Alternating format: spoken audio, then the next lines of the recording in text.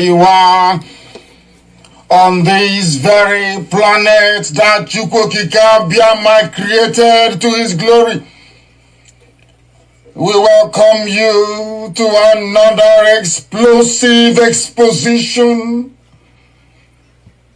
of the very fraudulent contraption, the very diseased abomination that the British created for the enslavement of the children of light. We have come to destroy. We have come to render asunder. We have come to decimate that very power of darkness, that very zoological republic, that very cesspit of iniquity and of evil. We have come that the blind may see. We have come that the deaf may hear. We have come that even those who through no fault of theirs, but as a result of having subjected themselves to a very disastrous educational system in the zoo, they have become stupid. Here we have come to enlighten and to educate, without any apologies to anybody, without mincing words, without fear before our enemies, determined and resolute, indestructible, and the precipitous collapse of the zoo is inevitable. Absolutely inevitable. The devil may try all it can. Those who go before them to peddle falsehood, those who go to work for them, those who are the workers of darkness and of iniquity, we can assure them that we are resolute, we are determined, and there is nothing anybody can do to stop this very invade as many times as you like, kill as many people as you like, propagate falsehood after falsehood as many times as you like, buy up every media space in the zoo, go and connive with people in the diplomatic circles abroad, eyebrow consultancy firm in the world, select some diplomats in the zoo and bribe them. Select those you send to the key countries around the world. None of these things you're doing is capable of stopping us. It doesn't matter what you say. It doesn't matter what you write. It doesn't matter the type of chatter you have behind our backs. All those things you're doing is a complete and utter waste of time, because Biafra must come. There is nothing anybody can do about it. That is why we preach this gospel. That is why we propagate this very message of redemption. That is why Elohim said that Biafra will come. You will not fire a bullet, but Biafra will come. Because Chukwokika Biafra has gone before us. And you will hear what will happen to the zoo in weeks and months to come. This is 1 year, 2020. They will never, ever, ever in their lives forget. It does not matter what the enemy does, is irrelevant. Buy over Twitter, buy over Facebook, bribe the British High Commissioner to Nigeria, bribe the US Ambassador to Nigeria, department in America. But there is one thing I want all of us to understand this very evening. We are facing a very formidable array of enemies, both external and within. And we are going to overcome each and every one of these obstacles. That I can assure you. That they may know that the God we worship is an invisible God, not a God that was wrought by the hands of men. For we do not worship idol, and we can never ever worship idol. Is impossible. This very family, this IPOB, belongs to the Most High. And that is how it's going to be until Biafra comes and beyond to eternity. This evening, I want to place it on record that our enemies are intensifying their attack against us from every corner. I am not saying this as lamentation or complaint. I am only trying to prepare our people for what is to come. You are being prepared for what is to come. The time has come to separate the chaff from the wheat itself. Our march is very, very near. The enemies are trembling, they are quaking, they are doing all they can to try to stop us. But they have failed very woefully, and they will continue to fail. But I want to tell you that we are getting attacks from everywhere all over the world. And very soon, they will buy over some of you. Some of you, they will buy some of you over. The spirit of Oba Biasika and Ifajuna are still in some of you. When the time comes, they will buy you over. I am not doing this program tonight to ask all of you to be strong. I am doing it to remind you, not that if they succeed in buying you over, you're not going to stop what we're doing. You can't. You cannot. Not in 1 trillion years. But I need you to appreciate one very simple fact.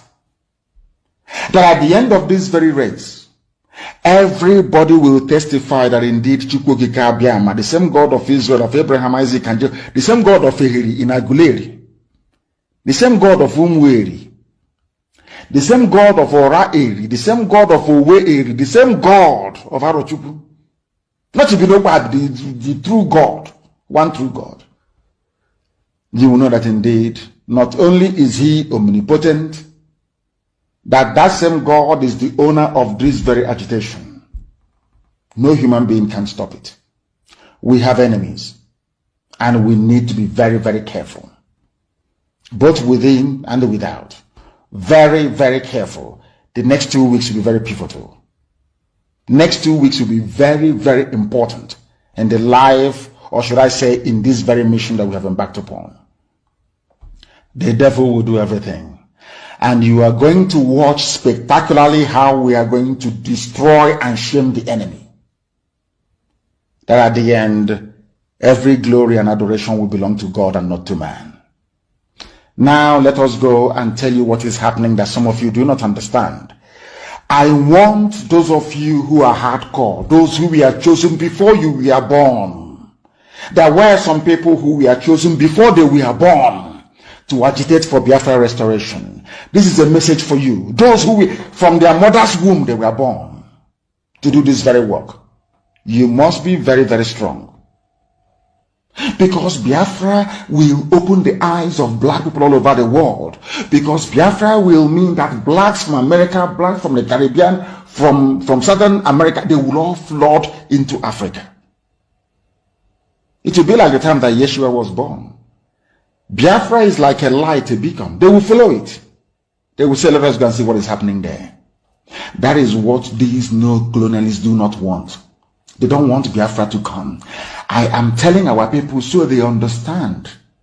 The mountains, I didn't say one mountain, the mountains in front of us that we need to overcome. And for us to overcome it, we need to be very strong mentally, mental strength. Just like when you're doing anything in life, and it appears as if you are being buffeted from everywhere. That is the time that you no longer rely on willpower or your muscles. You go to your brain to endure and to persevere and to keep going until you overcome. That is the stage we are in right now. To make sure that our brain is in gear to confront everything the Janjaweed has to throw at us. We don't have money. Their budget is over $20 billion to fight us. They can bribe Facebook. They can buy them off. They can do anything they like. They can come to some of you and bribe you off. They can promise you what you've never had before. They can give you maybe a house in Dubai. They can promise you a vehicle. They can tell you, oh, we'll make you vice president. They can promise you anything to make sure that you're like them. But this very IPOB, this very hardcore is not going to move. And I will tell you why we can't move.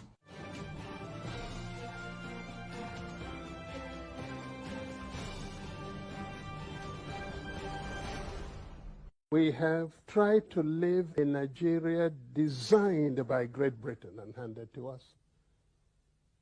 We have found it difficult to live in that Nigeria. We have fought a civil war, killed so many people, and still we have the same problems reoccurring.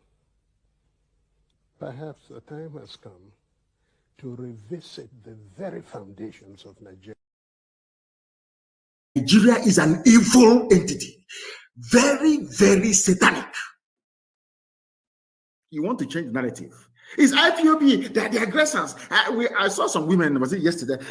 Give them their Biafra. We don't want to die. Look at murderers calling other people murderers. Can you believe such nonsense? The Fulani leaders, you cannot win.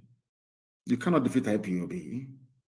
You people were the ones that established many terror organizations in Nigeria in a bid to overwhelm the country and take over the territories for your Fulani people. IPOB became a stumbling block to that very janjaweed expansionist tendency. True or false? Am I lying?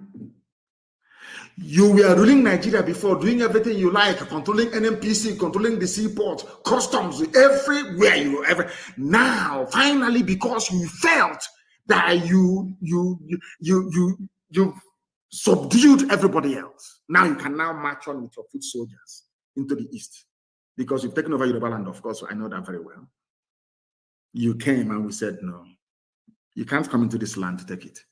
Come and do your business and go. You said no. Now, because we defeated Mietiala, you now brought in police and army with official uniform, official badge to come and kill people. And I also want to remind Twitter, because they're listening. Twitter, please. Do you know that in the Nigerian army and police, there are terrorists there? Are you aware that Nigeria actively recruited terrorists, killers and murderers and rapists, and gave them army and police uniforms? Are you aware of that? How can anybody, Yoruba journalists, how can you people in your infantile stupidity refer to Nigeria as having an army or Nigeria police? Or where are those terrorists that they conscripted into the Nigerian army and Nigerian police? Where are they? People without shame, where are they? I'm asking you. Fulani, you want to change the narrative? Of course not. They want to put the blame of insecurity in Nigeria on IPOB. Can you believe that? Can you believe these people? Can you believe them? Can you believe these people? And luckily, as God will have it, they are slaughtering themselves in the north. But IPOB securing the east are the ones to be blamed for the insecurity in the east.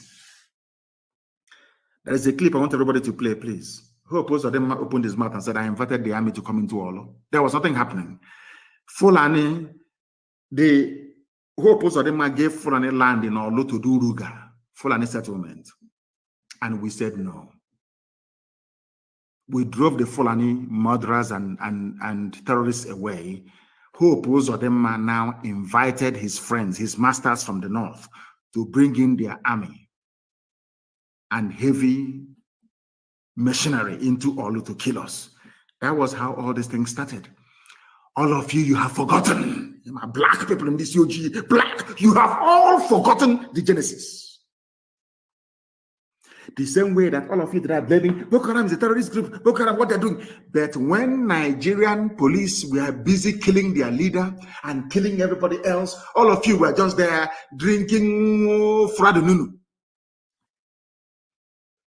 Or doing betting on Chelsea versus Man U.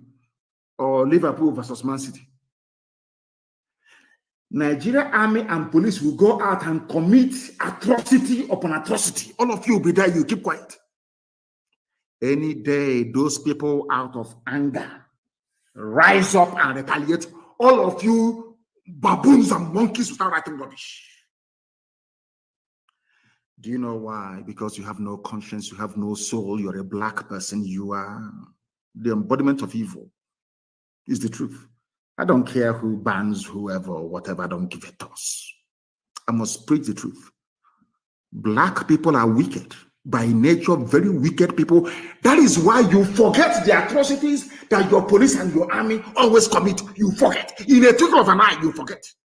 Our army, our police. Now listen to me very carefully, please.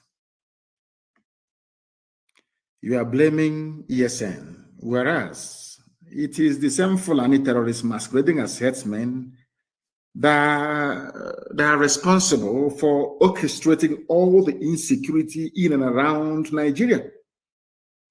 Fulani, you have Boko Haram.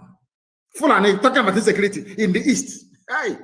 Whereas 91 people were slaughtered yesterday. Yesterday, they were killed yesterday. You have the guts. You people have no shame. You have the guts to stand up and be talking about insecurity in the east. And you're a senator from Kebbi State or Kebbi, whatever they call it. And 91 of your constituents were slaughtered. You didn't see it. You are talking about east. Fulani, who formed Boko Haram. Fulani, who formed ISIS in West Africa province, ISWAP. Fulani, who formed Miyetti Allah. Fulani, who formed Ansar. Fulani, who formed these headsmen and bandits you claim are foreign. Fulani, who brought out murderers and killers and terrorists from prison and gave them military and police uniforms. It is you people. You have now spread them around the country, causing mayhem, abducting people from schools. These are the same play. Hi, these people there. Ha, Fulani, you think everybody's as stupid as you are?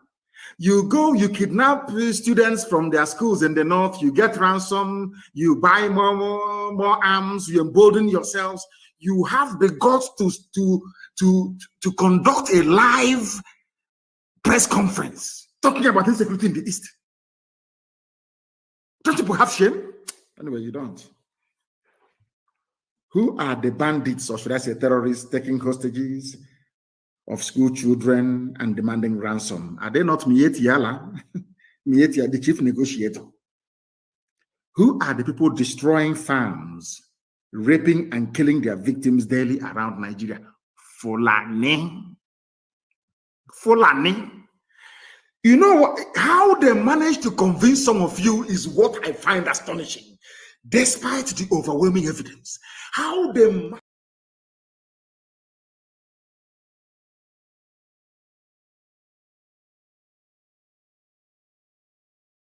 before you, proud to be a servant of such a heroic people.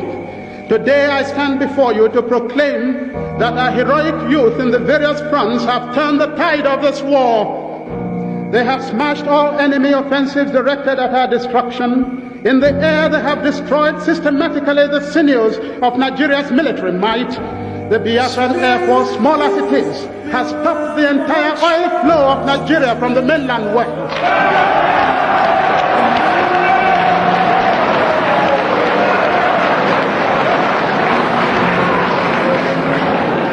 All protestations to the contrary by the British Broadcasting Corporation and Harold Wilson are mere wishful thinking. Our gallant boys are men tempered of steel. They have wrested the initiative from the Gawan enemy, and the Nigerian hordes are in trepidation and on the point of rout. The confusion of the enemy in the battlefields is only matched by the confusion in his home.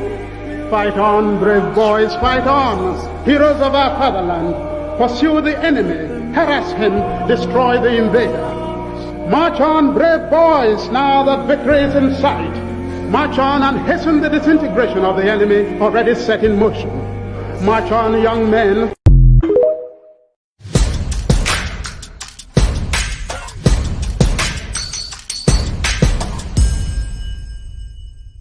The foundation for the liberation and independence of Biafra has been laid by this government, and it is very, very strong. We build this particular foundation of the liberation on solid rock. Are you not seeing it? We are not shaking. I am standing very, very strong, making sure that I'm taking the bullet that they are firing at Biafra people, because their target is you. They believe that once they take Mazen Amdekan out of the way, they will come for all of you. That is exactly what is happening in other parts of Nigeria, because nobody is there to stand on the way for them. And they are annihilating people, killing them, sending them to IDP camp. I told them, you see this face, okay, deceive very well. To deceive you. The momentum of the Biafra liberation today have necessitated all the discussion you see. Everybody is talking. Release Mazen Amdekan. Why are they keeping him? Some of them claim that he was not fighting the way I'm fighting, but you kidnap him. Some of them are now addressing him as a gentleman, but you went and they kidnapped a gentleman. They say, oh, he's more reasonable. He's not, but you kidnap him. What were you thinking? All of them contributed money. When Mazen Amdekan was speaking, it was their headache. They couldn't sleep every day. Oh, Mazen Amdekan, he's destroying Alibo. Oh, Mazen Amdekan, he's doing this, he's doing that. Today, Mazen Amdekan is no longer destroying Alibo. Mazen Amdekan is no longer causing problem. Mazen Amdekan is no longer is the good man. Is the only man now that is very reasonable. And I have not even started, because you see what I got.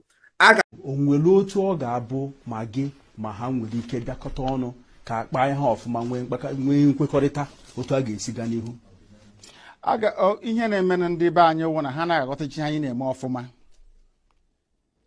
Ịjụ ha sị na m chọrọ ikewapụ Biafra n'ime Nigeria na ọ bụghị ihe ziri ezi na iwu obodo ha akwadoghị ya. Nna ajụ ha sị ya ke ụzọ chọrọ isi imi ya. Asị na ọwụ ka aga mee ntuli aka elu, anyị bịanyecha aka atụcha vootu, aga na ebe a na-eme iwu anọrọ akpa ya ekwekọrịta anyị gawa n'iru. Njụọ ha ndị na-eme iwu obodo Nigeria mmadụ ole si Kano steeti pụta? 44.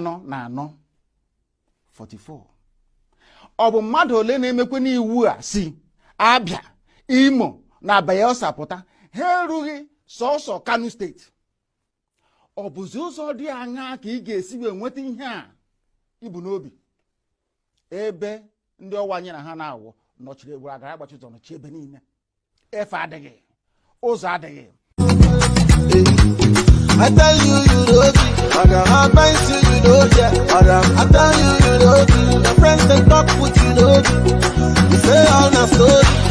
I tell you, you know me. All that back you know, yeah. When the time is right, my brother, yeah.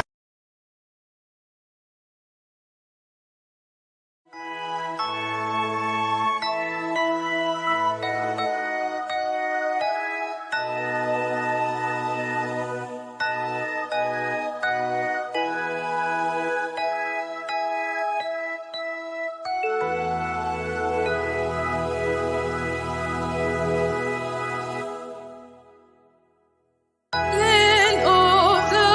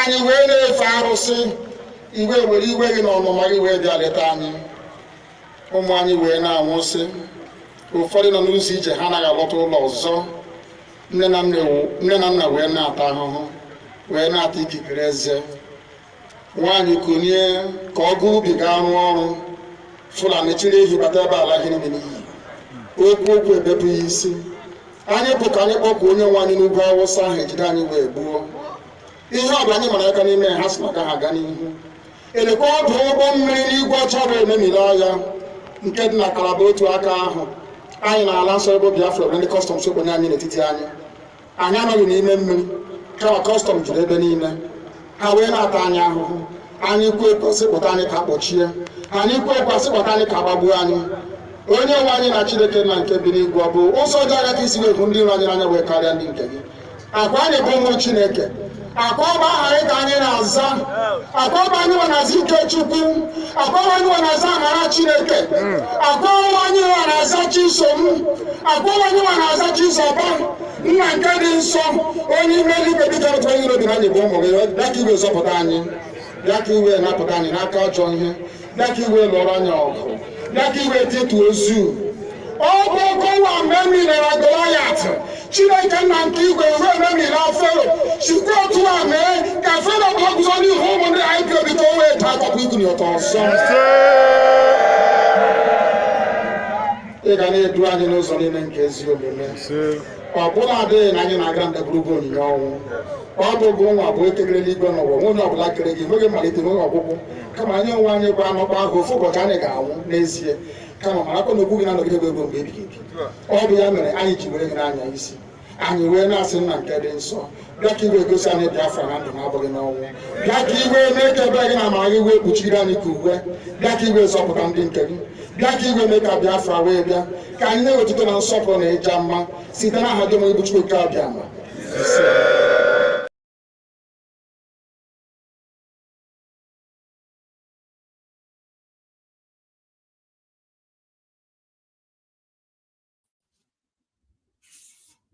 ise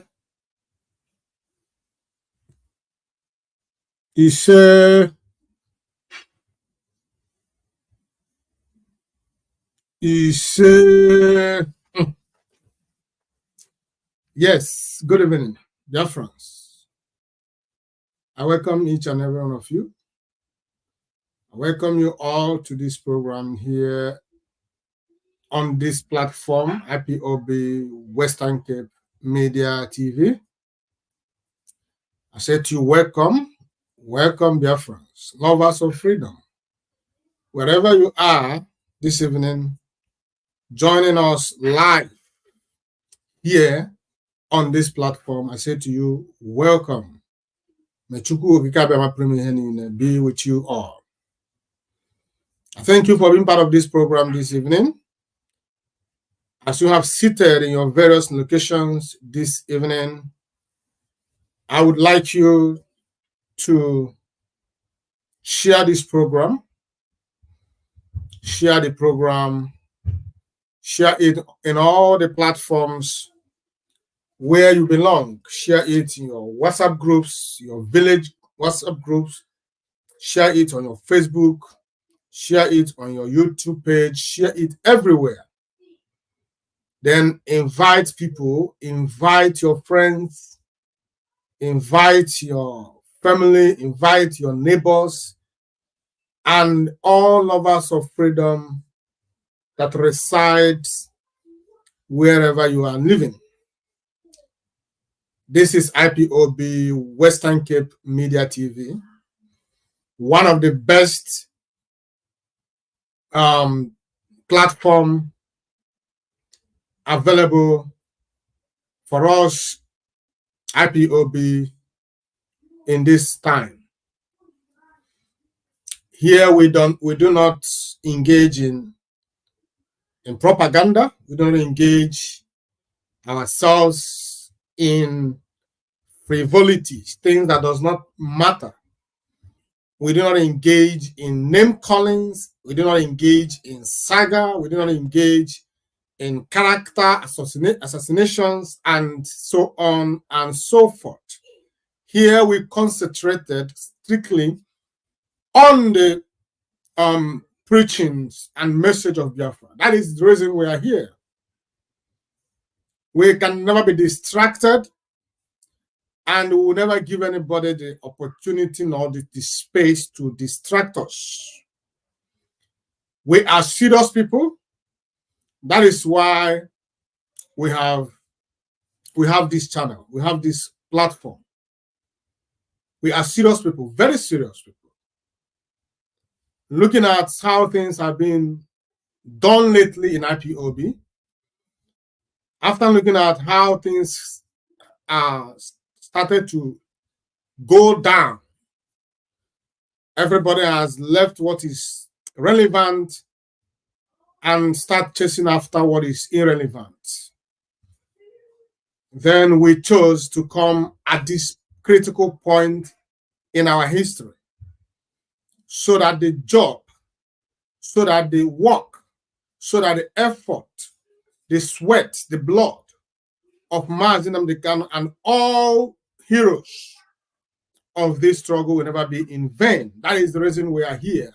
That is the reason we are here. That is the reason we come. We are born out of necessity.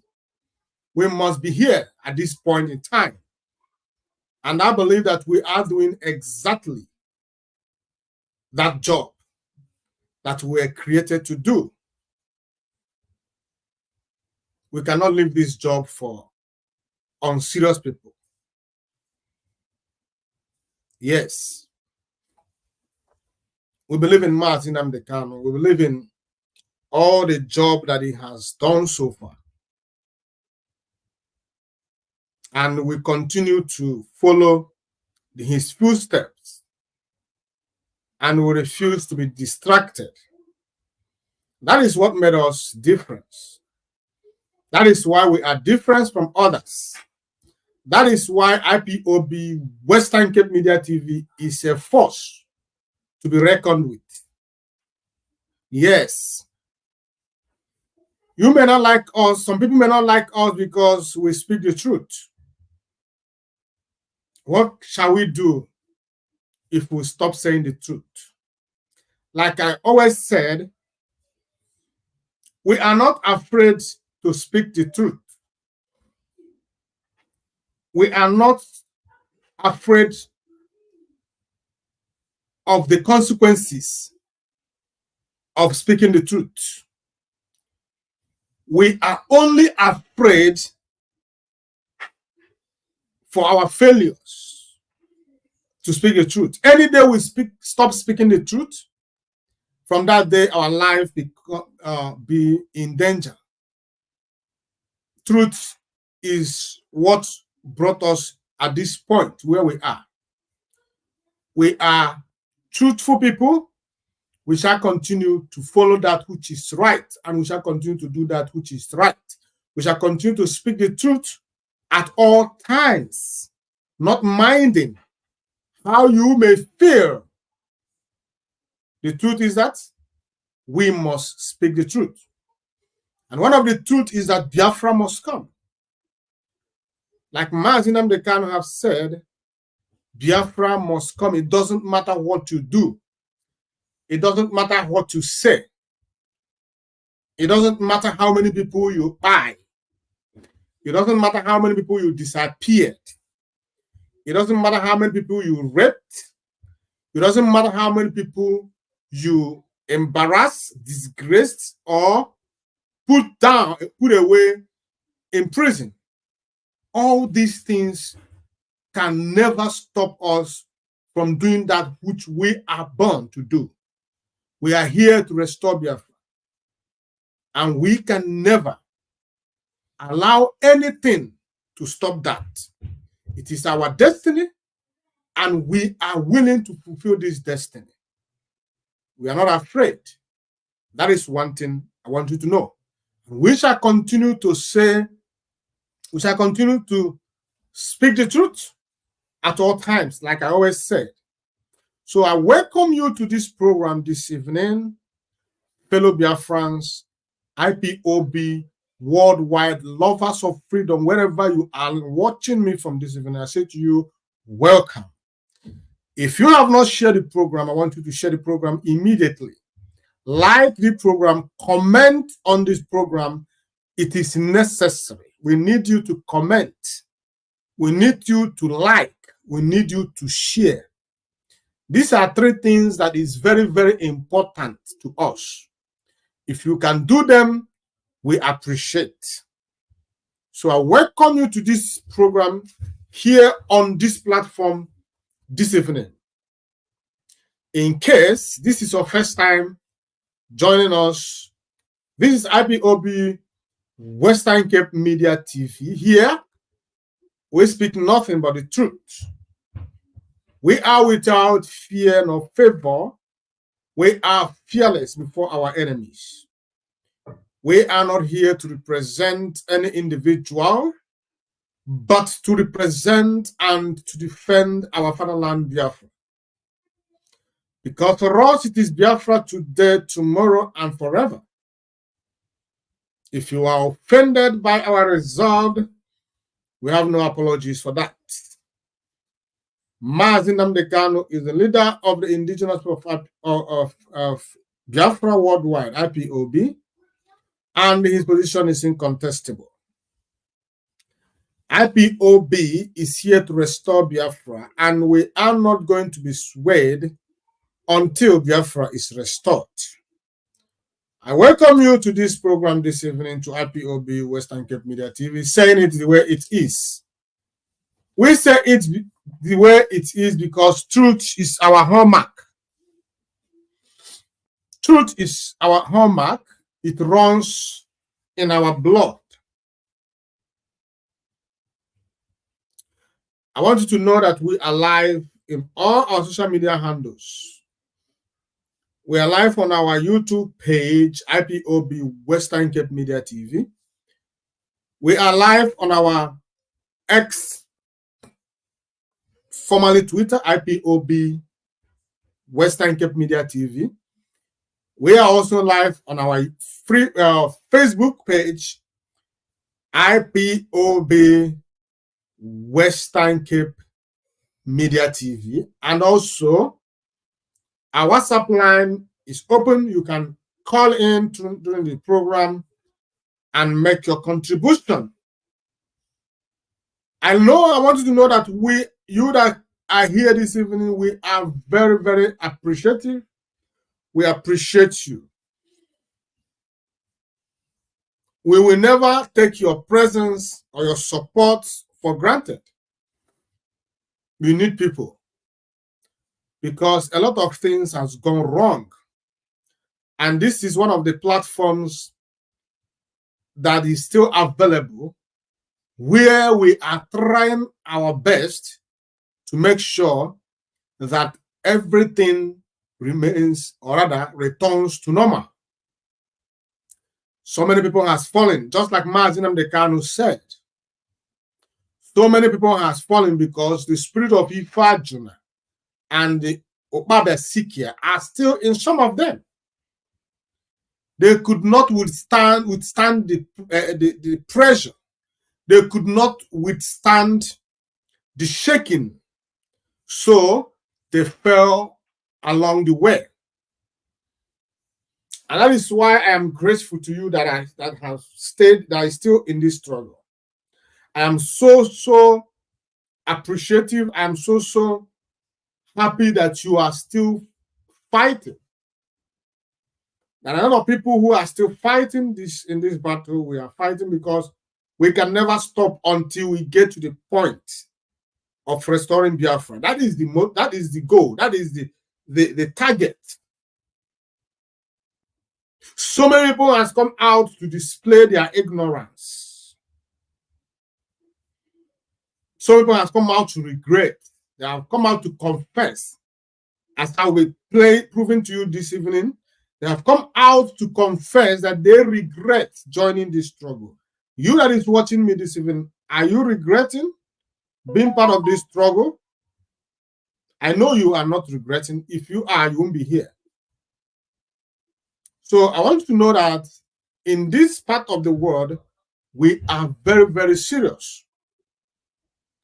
IPOB Western Cape still stand and we are still standing. The reason we are standing is because we are standing for the truth. We do not follow the cloud.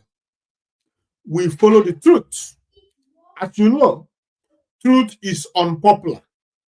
That is why we remain with the truth, because we know that that is the real thing. That is where the real things are, in the truth.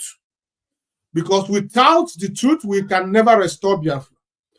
We can only restore Biafra with the truth. With the same truth, Mazi Nnamdi Kanu destroyed the Zoological Republic. With the same truth, Mazi Nnamdi Kanu has resonated Biafra from wherever it was to the point where it is today. Whoever you see today doing whatever they are doing is because of the job that Mazi Nnamdi Kanu has done.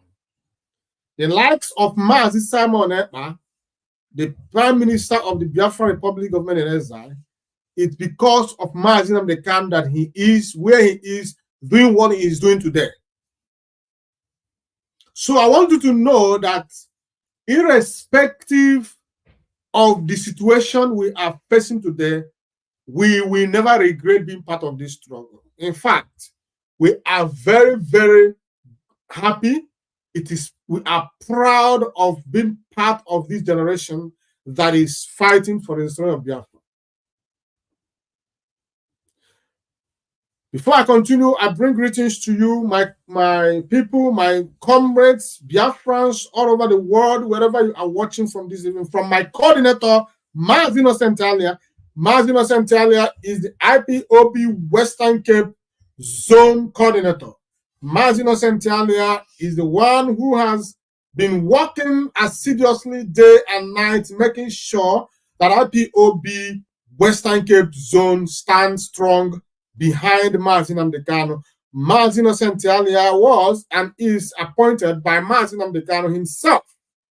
Mazi Innocent Talia still remains the IPOB Western Cape Coordinator. He is a truthful fellow. He is a comrade worthy of emulation. He is a great leader. He is the one fighting both with his both with his money, both with his life, and everything that has to do with him to make sure that Biafra comes. Mazi Innocent Talia is the IPOB Western Cape Zone Coordinator until Mazi Nnamdi Kanu says otherwise. And I want you to know that we have imposters. We have those who parade themselves, created by the DOS themselves to cause confusion in this zone. They created a parallel IPOB and a parallel IPOB Western Cape representative to cause confusion. So I want you to know that these people are not the real ones. In case you come across them, I want you to always know that you are not with the right people. Because in IPOB, there is rule that governs everything we do. Everything we do in IPOB has rule that governs it. So IPOB Western Cape has no other coordinator except in the person of Mazi Innocent Talia.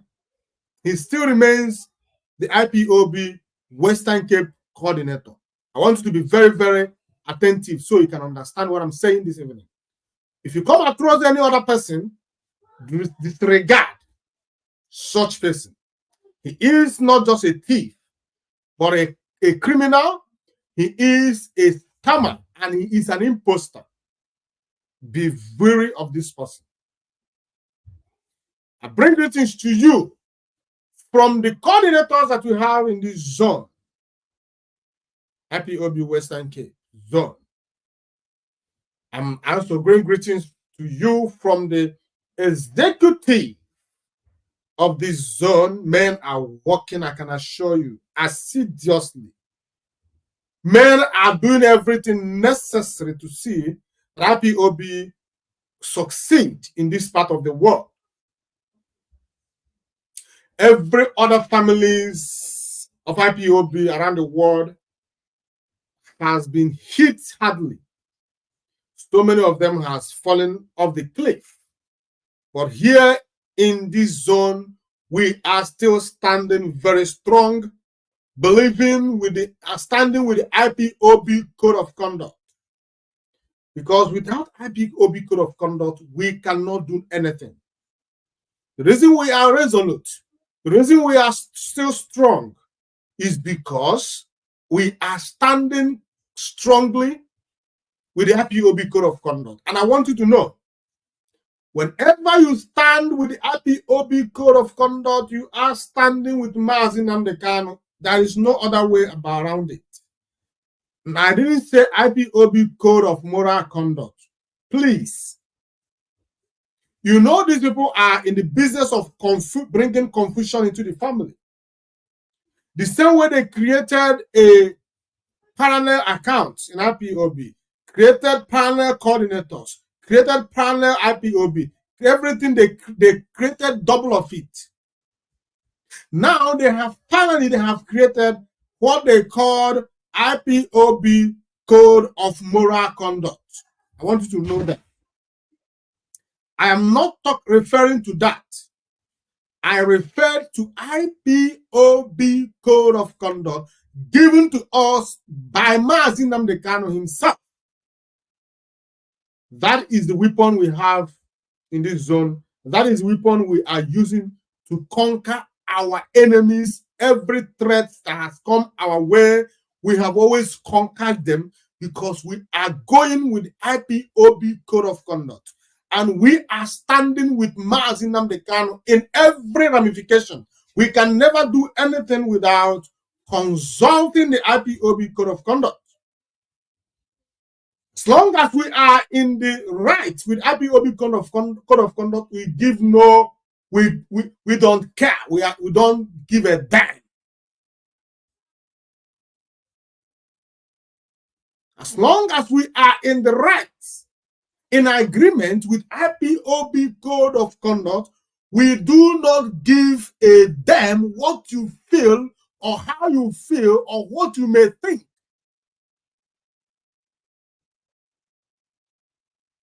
So that is what I'm saying about in regards to that. And I want you to know that I am Mazo Ebuchi.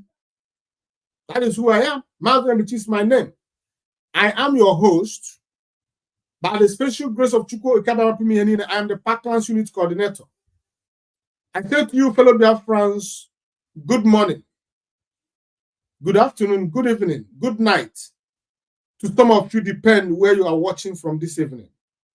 I thank you once again for being part of this program. I thank you for being a supporter and a believer of this platform. You have made the right choice. You will never regret being part of this family, because we will never disappoint you. We will always tell you the truth. If you are those who love the truth, you will like us. But if you don't like the truth, then you have no business being here, because we will always say it the way it is. That is the truth and nothing but the truth. So I welcome you to this evening. To this program this evening, and I want you to sit back and enjoy what we have for you this evening. When you look at the title of this program this evening, it says, "You can never defeat Biafra, not in a million years." Says Mazi Nnamdi Kanu. Many people has come. They have tried. The likes of Gowon, the likes of Mutara Muhammad, the likes of Obasanjo, the likes of them, name them. They came in the past. They thought that they could defeat Biafra. Today, Biafra is here. We are still talking about it. We are still craving for it. We are still demanding for it. And this time around, we shall get it. We shall get it. I am very sure.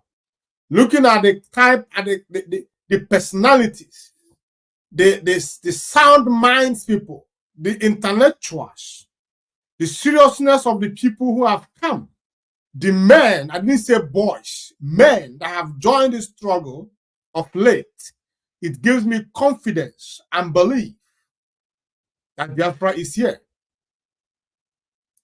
I have no reason to doubt the coming of Biafra anymore. I have no reason to doubt it anymore. I have seen it. I can perceive it. I can feel it. I can see it. Biafra is here. Nigeria has failed completely. After all their war against us, after all the intimidation, after all the buying, after all the disappearing, kidnapping, after all the illegal detention and illegal disappearance of our people, Biafra has come finally. Finally, Biafra has come. So I want you to know that Nigeria has failed completely. And every enemy of Biafra has failed. Britain has failed again. Britain, you have failed once again. You cannot stop the coming of Biafra.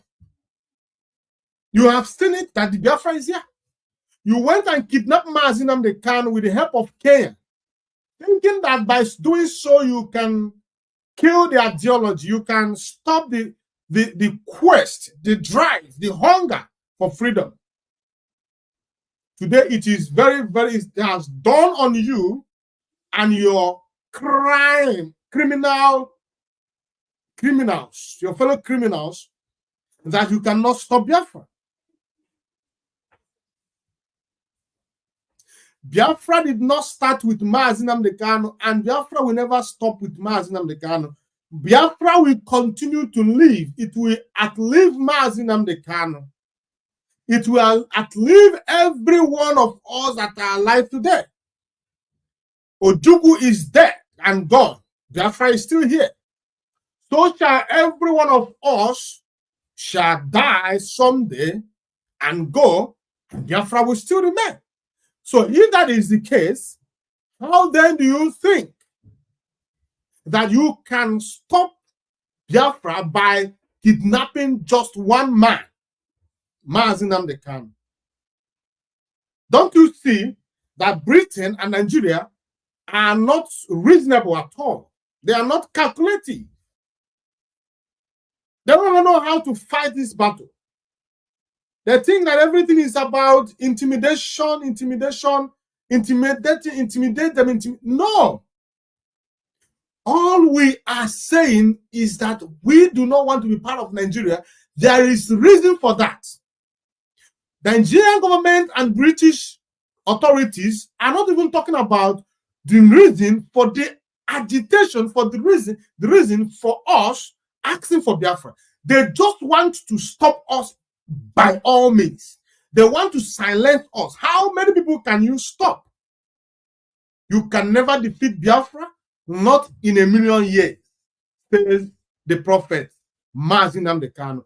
He know that this day will come. He knew it. He saw it. He knew that there will come a day the enemies will rise. And he told us in advance that nobody, no human being can stop the coming of Biafra. Because Biafra is from the throne of Chukwu Okike Abiama Premihenine. Chukwu Okike Abiama is the one who has made it mandated that Biafra should come. Who can stop Chukwu Okike Abiama?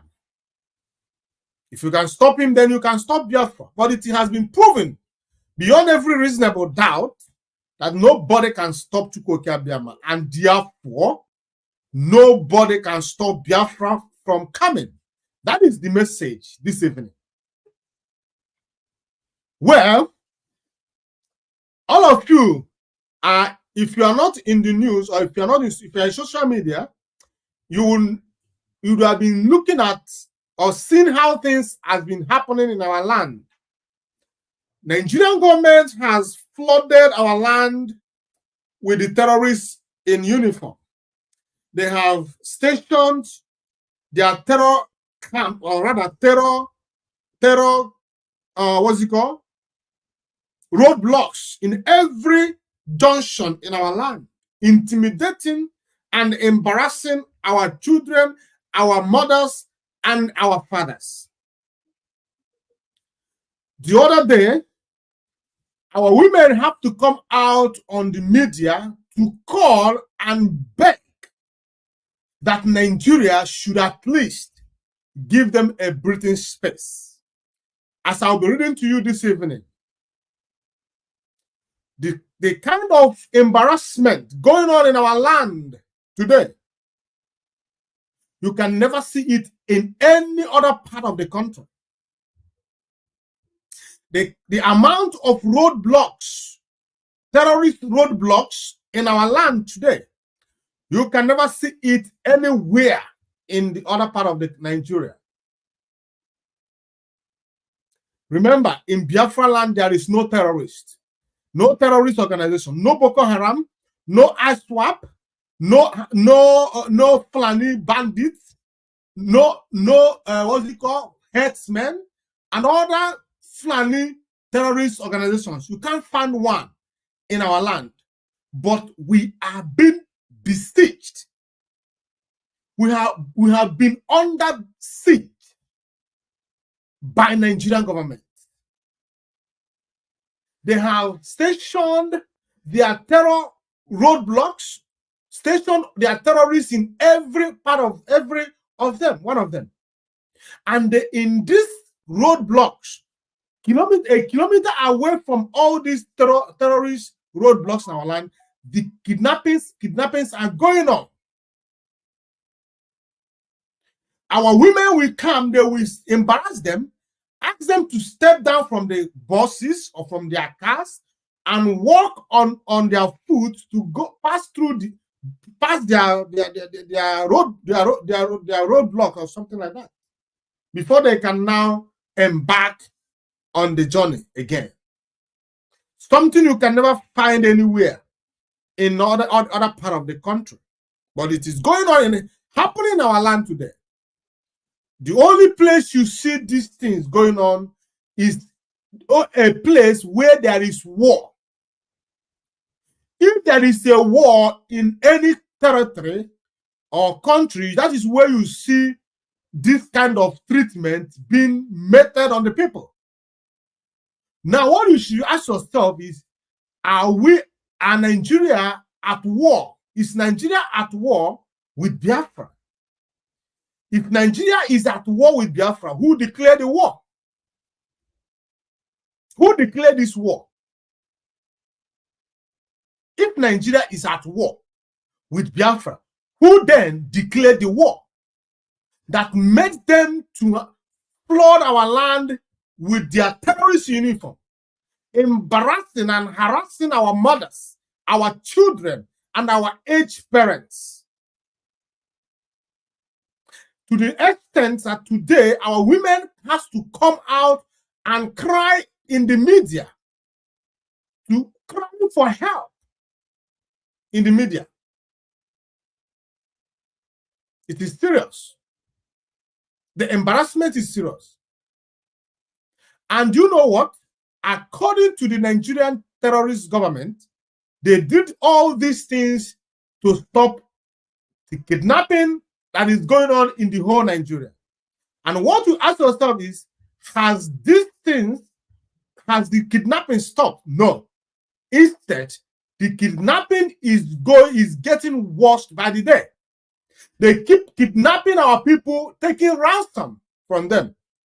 And the worst part of this is that most of these kidnappings happens a kilometer away from their terrorist den called roadblocks. Now let me bring this up to you.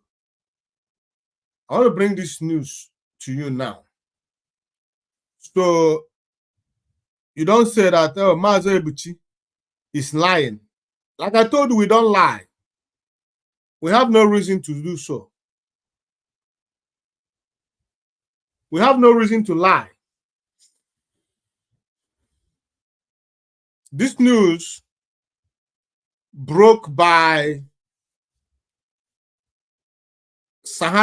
Daily Post on the 16th of August. That was 3 days ago. The title says, "Soldiers are harassing us on Southeast roads. Igbo women cry out." Soldiers are harassing us on Southeast road. Igbo women cry out.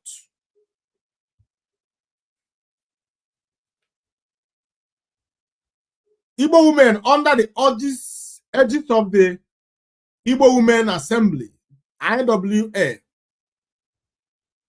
have appealed to the federal government to withdraw the soldiers deployed across checkpoints in the Southeast region. This is not IPOB action now, because if it was IPOB, they would have said, "Oh, IPOB want to take over the region. Why are they asking that the soldiers should be deployed from the Southeast across Southeast?" This is the same people that they claim to be protecting. The same people are crying, begging them to please withdraw these soldiers. If these soldiers were doing something good, if these soldiers were doing the job that they claim to be doing in our land, do you think that these women, Igbo women, this group of Igbo women would have asked them to leave? The answer is no. The reason that the Igbo Women Assembly is asking these people to leave our road is because they are constituting a very heavy insecurity in our land. They are the people behind the insecurity in our land. These so-called soldiers, and I don't know why they are still referring them as soldiers, because they are not. After all, soldiers are not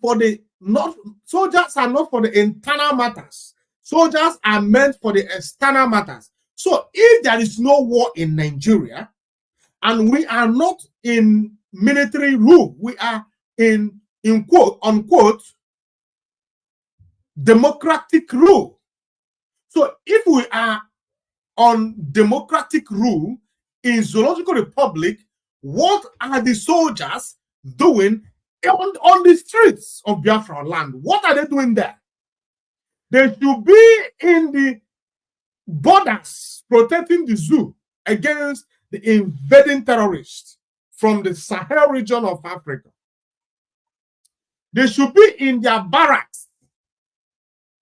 They have no business on the street. But now, what are they doing on the street of Biafra land? Why are they flooded all over the places as if there is war going on? Well, you can deny it as long as you like. You can feign ignorance. The truth is that there is ongoing war in the eastern Nigeria. In Igbo land, to be precise. The 1967-1970 war only ended in the book. In reality, the war continues. And we Biafrans are not backing out. We are not backing down, not today, not tomorrow, not forever. If Nigeria wants peace, they should call for peace. If Nigeria wants things to be normal, they should call for peace. Negotiating this thing is the right thing. Negotiating the peaceful transition of Biafra from Nigeria is the right thing to do, and it needs negotiation. You have been using guns and bullets all these years. You have not stopped it. Why not try peace? Since 1967 till date, Nigeria resulted into force using gun, barrels of gun to keep Biafrans in Nigeria, and it has not worked. It has not given them the peace that they so desired.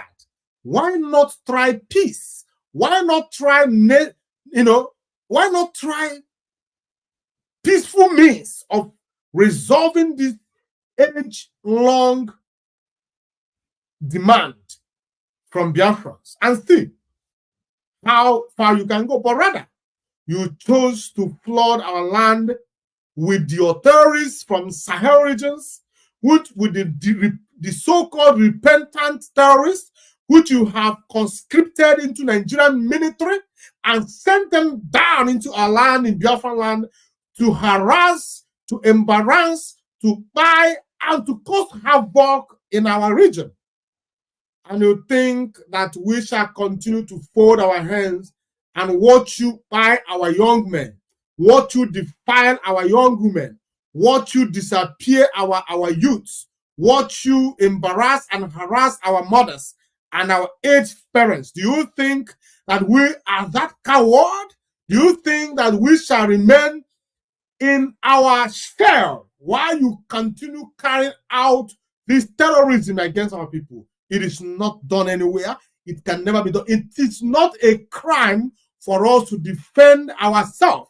We have right to defend our fathers, our mothers, our children, our young girls, and everybody in our land. It is our responsibility to defend them.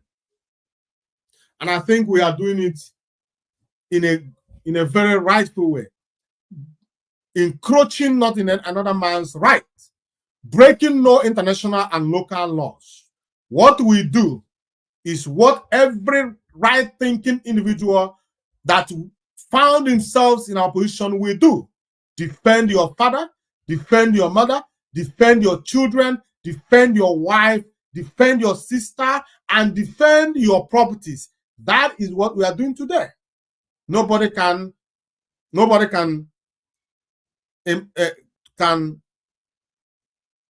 talk us out of defending our land.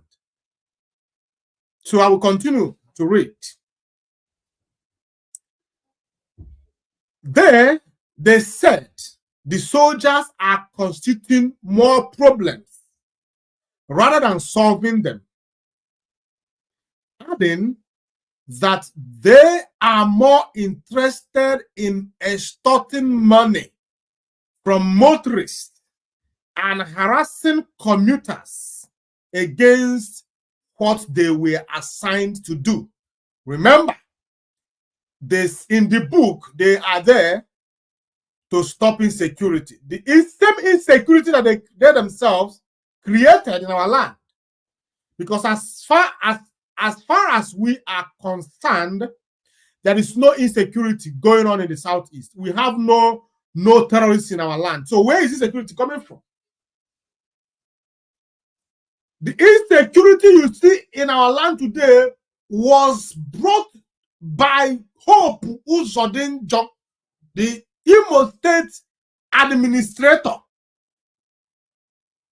That man that Udelege Riosia, that man that he will be crying for death and it will never come until he pays his dues for the evil he brought upon his people.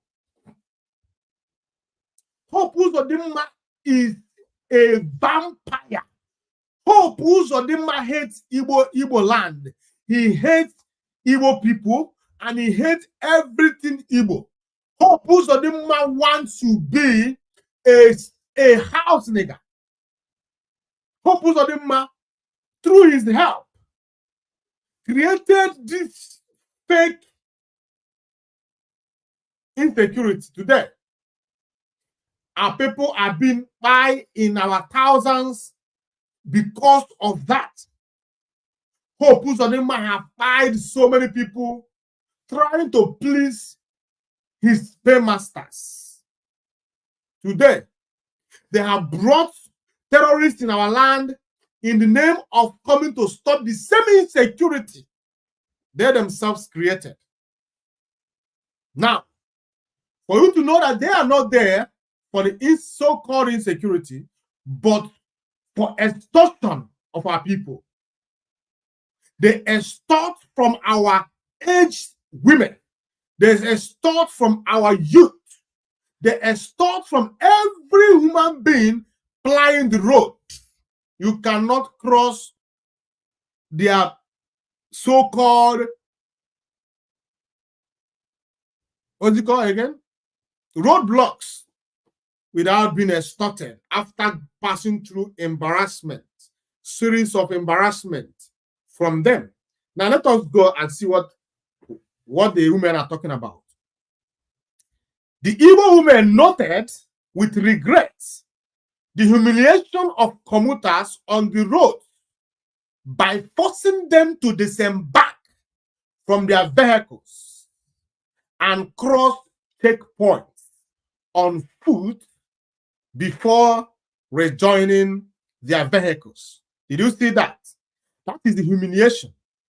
If you are plying that road in our land today, it will get to a point when you would arrive in their evil checkpoints, you will be asked to step down, disembark from that vehicle, then walk across their on foot before you can now rejoin your vehicles. These are the embarrassment, the humiliation going on in our land. Sometimes they will even ask our people to raise their hands up in the air. These are the humiliation we are passing through. These are the humiliation you see only in a war-torn areas. Only place you see things like this is in a war-torn areas. You don't see it in a place where there is peace, as the zoo has made the world to know. If there is war going on in Nigeria, why not Nigerian government say it in the open to the hearing of the world that there is war going on in Nigeria, so that the world will start sending their help? Because as it stands today, Biafrans need help. Our land has been blocked by these terrorists. They are choking our people. Our people cannot go about their business willingly anymore. Our people cannot go out without being extorted by these terrorists. We need help, the world. The world needs to come to our help. The world needs to come to our help, because there is war going on in our land today. There is ongoing war in our land today. Nigeria declared war over Biafra the second time. Now, they wondered why such humiliation practice should be seen only in the southeast. Did you hear that? Only in the southeast shall you see people disembarking their vehicles, walking on barefoot, walking past this checkpoint. This woman wondered why such humiliating practice, because it is humiliating for you to disembark from your vehicles, walk on your foot, and now, re-enter, or rather, re-enter your vehicle the second time, because you want to, you have come to a checkpoint. And do you know the worst part of it? That these checkpoints we talk about In every kilometer, you meet a checkpoint. That means before you get home, you must have disembarked 5 times from your vehicles. This is embarrassing and humiliating. And this is what the women are saying. They wondered why such humiliating practice should be seen in the Southeast, asking what offense Ndi Igbo committed to be subjected to such humiliation. Well, my mothers, the offense of Ndi Igbo is that they are part of Nigeria. There is no other offense. And I know you know that there is no other offense that Ndi Igbo committed except that they are parts of Nigeria. They are forcefully part of Nigeria. That is the only offense. There is no other offense. You can never see this in the north, not in the northeast, not in the north central, not in the northwest. You can't see it not in the west, southwest. You can only see these things, not even in the south. You can't see it only in the southeastern Nigeria, in Igbo land to be precise. That is where you see this humiliating practice going on, because you were part of Nigeria. That is why we keep calling every right-thinking Igbo woman or Igbo man to support Biafra. I tell you the truth. I have always said it. Biafra is the savior. Biafra is the answer. Without Biafra, you as only Igbo, you have no respect, you have no dignity. There is nothing you have, because Nigeria have stripped Ndi Igbo all dignity and respect. The only thing that they left for Ndi Igbo in Nigeria is humiliation, and they are always feeding us with that without looking backward. You go to the West, they ask you, Only Igbo, Ndi Igbo, Igbo man, Omo Igbo, leave our land. You go to the north, the same thing. You come down to the east, wanting to feel at home. They will front you with their terrorist uniform, who will continue to embarrass and humiliate you. As you are about to go into your house, they will send their terrorists, those from the Sahel region, they will come to kidnap you. This is the pain, this is the agony, this is the sickness of every Igbo person today. And we have come to end it. All we need is for every one of us to come together in unison. We now believe and speak in one voice, then Nigeria will listen. Don't leave it to Mazo Ebuchi alone. Don't leave it to Mazi Nnamdi Kanu alone. Leave it not for Mazi Simon Ekpa alone. This is our collective effort, because this problem is our problem. And we need to come together to fight Nigeria to a standstill until Nigeria gives us freedom. Now, speaking to newsmen in Enugu, the president of IWA, Lolo Nneka Chimezie, wondered why the soldiers sent to Igbo land to tackle insecurity have literally abandoned their mission to engage in extortion and humiliation of the people of the region. The woman said, it was always embarrassing to note that criminals would attack and abduct people at points not far from some of these checkpoints, yet they would not be apprehended. I said it. They're all together in these things. They're all together. This is the reason they are sent. The reason these terrorists in uniform who stationed their checkpoints in every kilometer in our land, the reason they are there is to give backups for this, their ragtag terrorists, those terrorists in the bushes. They are there to give them backup, to give them protection. That is the reason they are sent into our land. To give their terrorists in the bushes, in our forests, backup.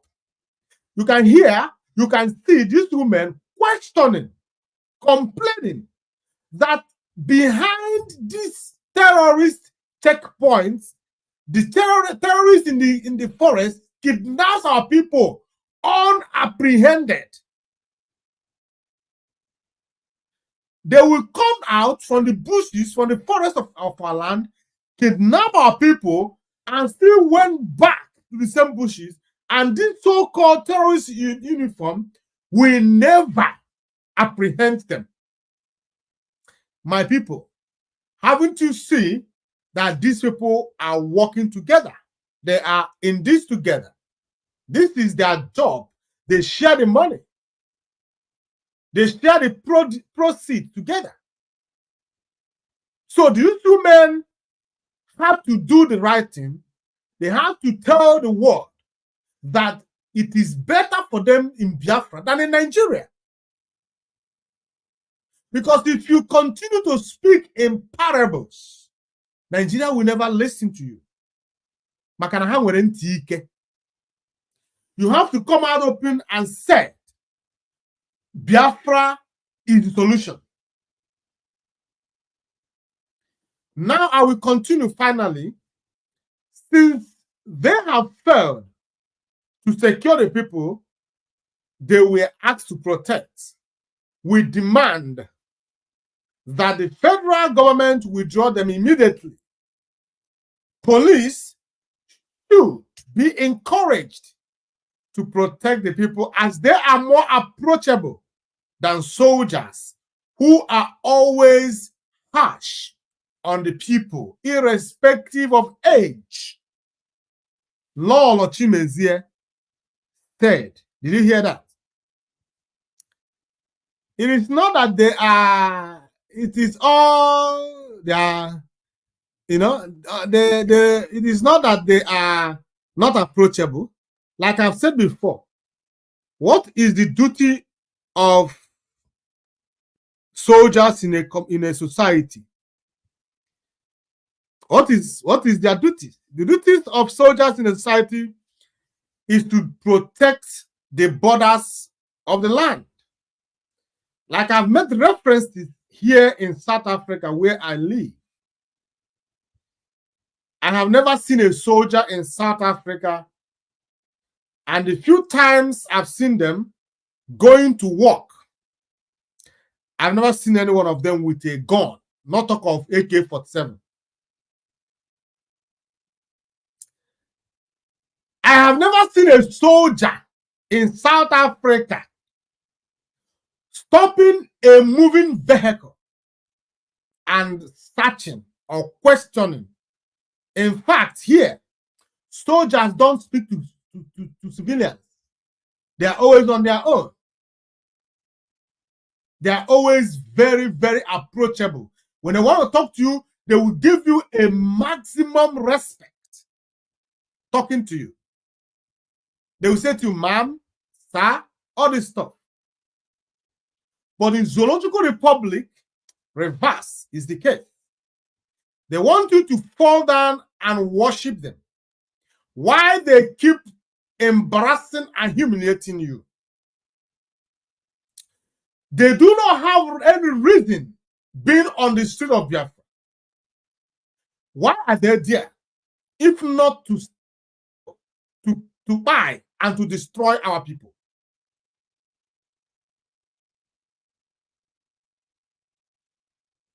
So these two men, their complaints is good. But the point is that it fell on a deaf ears. The only language that the terrorist Nigerian government understands is Biafra. When you speak the language of Biafra, that is when they will listen to you. But if you think that you can always be diplomatic with them, trying to be a good citizen, wanting to live in one Nigeria where there is peace and unity, I tell you, they will never listen to you. Because already they have placed you on a position of a conquered people. They don't see you as a bona fide citizen or a first-class citizen. You are not a first-class or second-class citizen in the Zoological Republic. You are nothing but a third citizen of the Zoological Republic. And you are being treated so. The difference that you are not seeing it that way. You think that it is a mistake that they have flooded our land with these soldiers. You think it's a mistake that they have kidnapped Mazi Nnamdi Kanu, an Igbo son, kept him in detention after series of court judgment demand.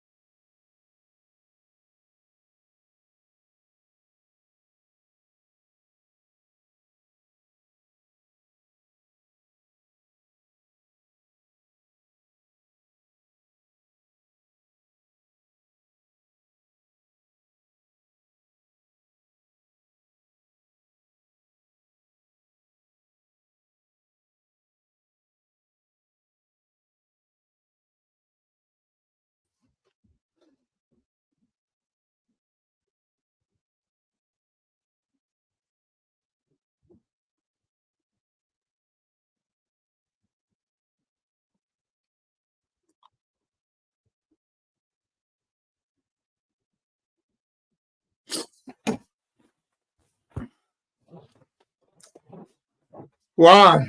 Sorry, bros. Sorry, comrades. I had a break in transmission. I don't know. I have to. I think this my Wi-Fi need a change. So, like I was saying before, the network issue. All these things you see are happening in our land today because we are seen as a third citizens, not first-class citizens of the Zoological Republic. They don't take us as first-class citizens of the Zoological Republic. And that is why every right-thinking Igbo man or woman should rally around Biafra so that we can all go home and be in the land Chukwuka gave us.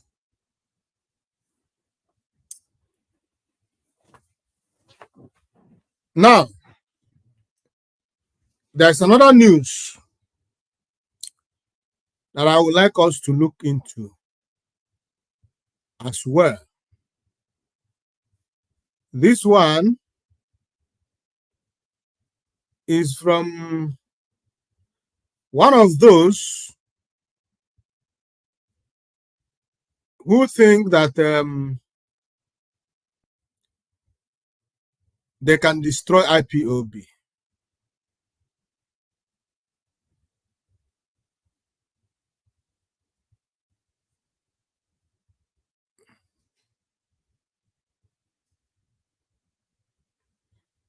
Those who think that they can destroy IPOB.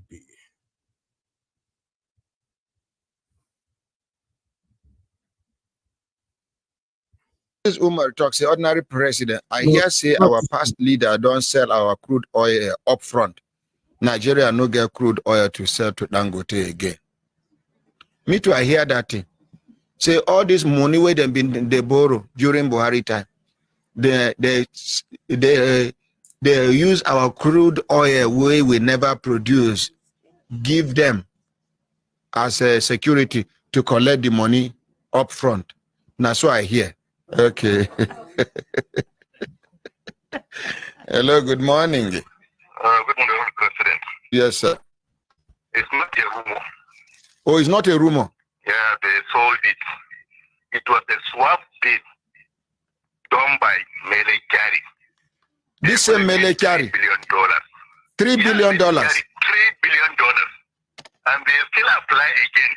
They want to do same. It was done under Buhari and collected $3 billion. Now they want to swap again, multiply our resources and collect another, I think, is it 2 or 3 billion. Still, they are still on the process. But it's not a rumor. It was done and sealed. So we have no crude oil for now. It has been mortgaged. That is the fact.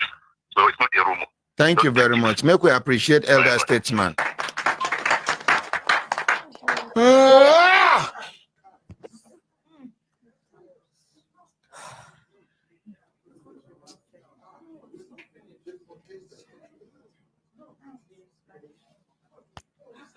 And they want patriotism.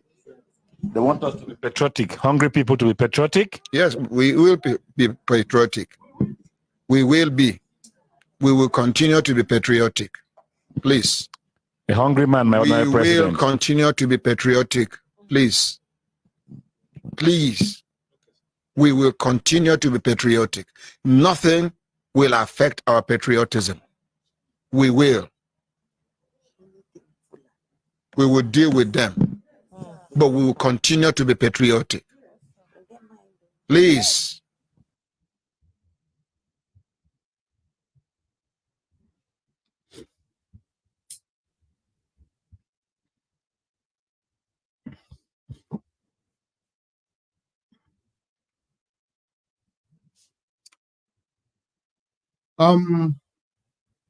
There's a video I want to show us. I'm trying to bring this video to the screen, but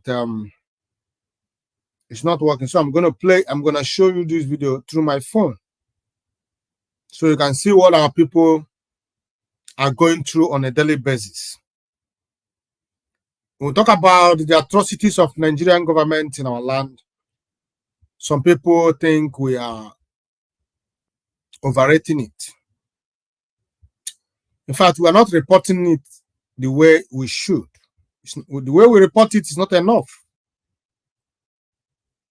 The crime of the Nigerian terrorist government in our land is too much.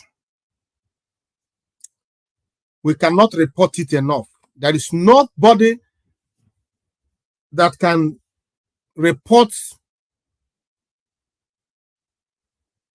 these things enough. In fact, the Nigerian media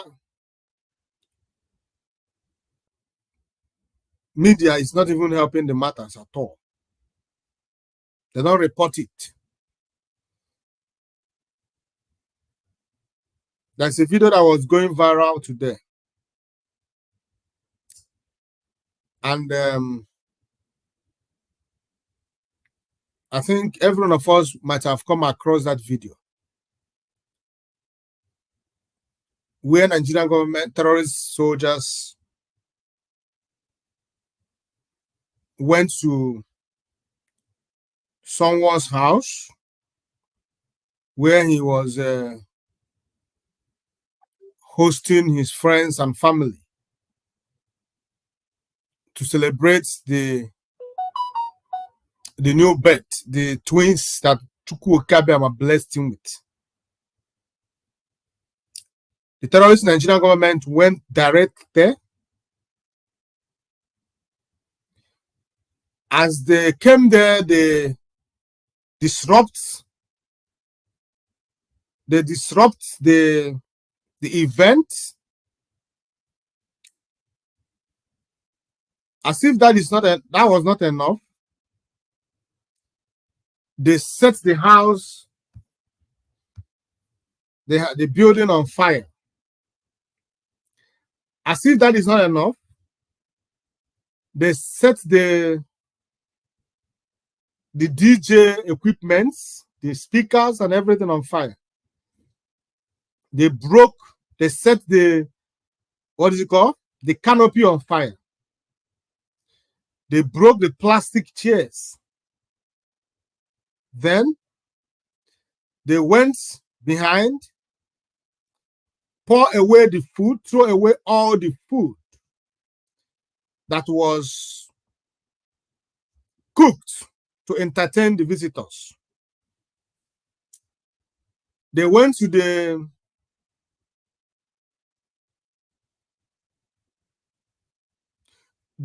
man's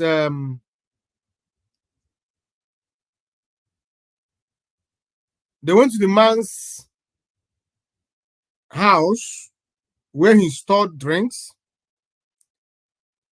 broke the drinks,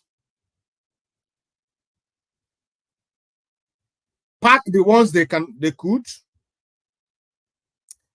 and they went to the nearby store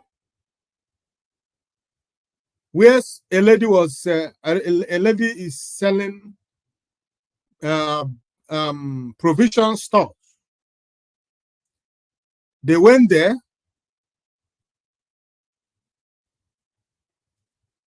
and stole as many as they could. This happened in our land today.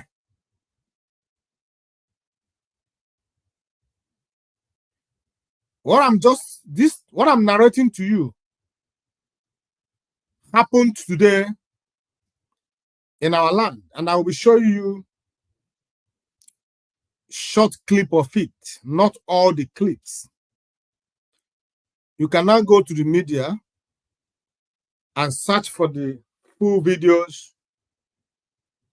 and watch for yourself. You know, these people, what's it called? Facebook, or what is it called? Or whatever that happened kicked most of the viewers out of this program. They kicked most of them out of this program. So if you were affected, please come back so we can continue. Now, watch the video I was explaining. Watch it. And break as many as they can. Just imagine nonsense. Imagine what these people did. Imagine what these people did. Here, do everything. But look at the way everything look like right now. This is Pastor Vitus Church, close to Ebuka shop. They have to break it in order to make sure they finish their job.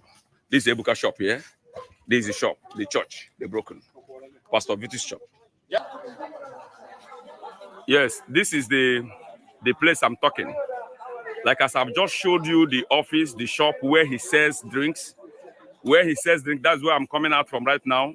And as you can see, this is his own house where he dwells. And you can see that the house is a newly built house, and they just got it burnt this way. If it is not the help of the youths and the women, especially the women, should be thanked, because when this is happening, all the youths are in the bush. So it was the women that fight and make sure that they bomb more than this. So what am I saying?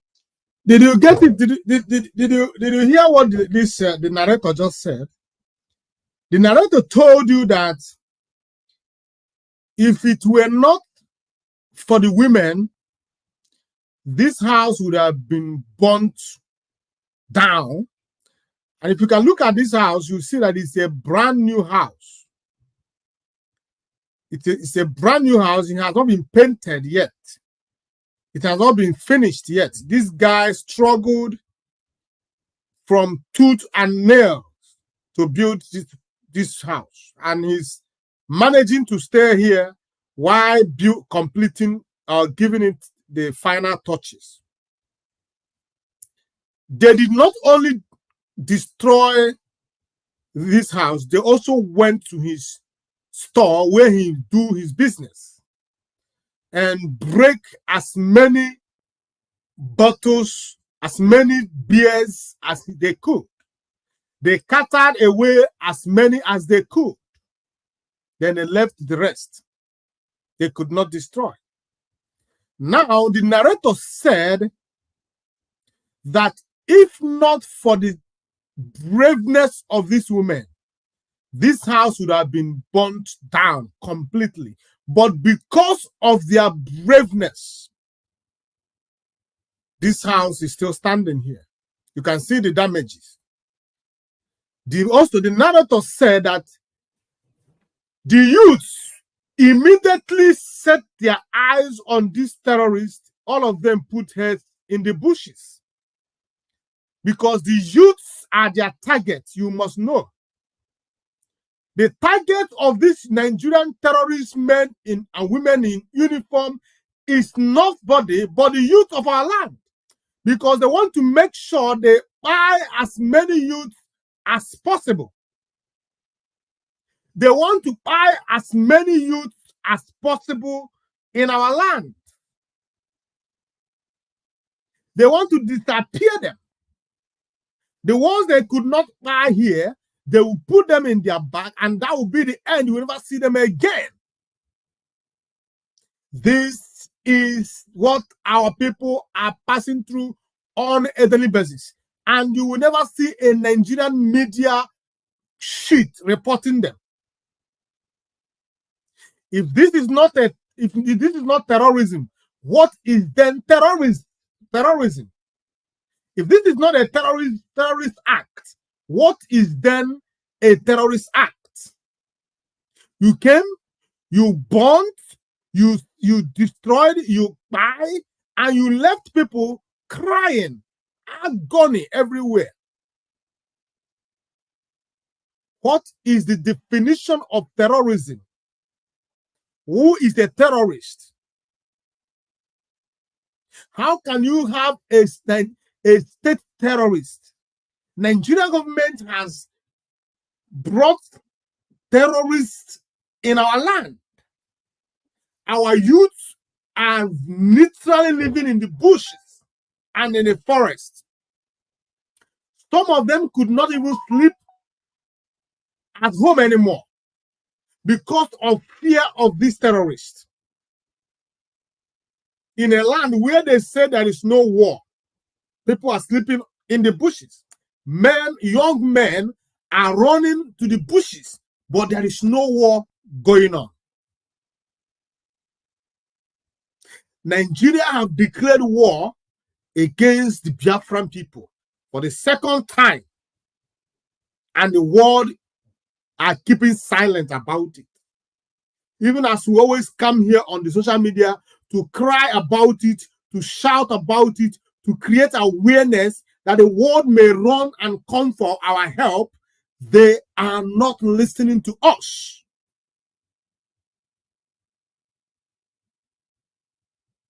Let us continue watching the video. Saying here the government should do something about this thing. And I want this video to go viral. And I don't really know what we have done. I don't know what Omotanze or Bob precisely. I don't know what we have done to this government. I'm not saying that Hope Uzodinma is aware of this, but I'm saying that because Hope Uzodinma is the governor of the state, he should be aware of what is happening in our autonomous community. This is getting too much. And we are trying to make sure that everybody is coming back home. And look at what is happening right now. This is August. Today is the 18th of August, 2024. I don't know what the problem is. I don't know what our autonomous community did to this particular government. So hope Uzodinma, wherever you are seeing this, hearing or watching this from, I want you to call your people in order. I don't know what we did. I don't know what we did that cannot be settled. This person in question, I know him as Ebuka Okeke, and he sold drink, and that's what I know him for. If there's any other thing that this guy is doing, nobody, and personally, I don't know. But one short thing I know is that what the guy, any type of drink, he says it, and that's where I'm just coming from now. So the government should put, they should put mouth on this issue. I don't know what our people did to this wonderful government. Like I said, this wonderful government. Hope Uzodinma, you might not be aware of what is happening to this place, but you really have to call your people in order to put this into stop. Thank you, and God bless you.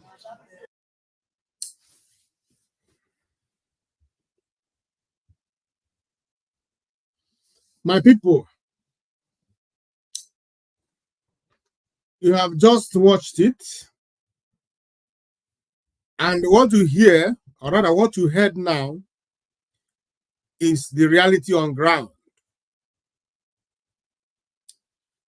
The Nigerian government always sends their terrorist men in uniform after our youth.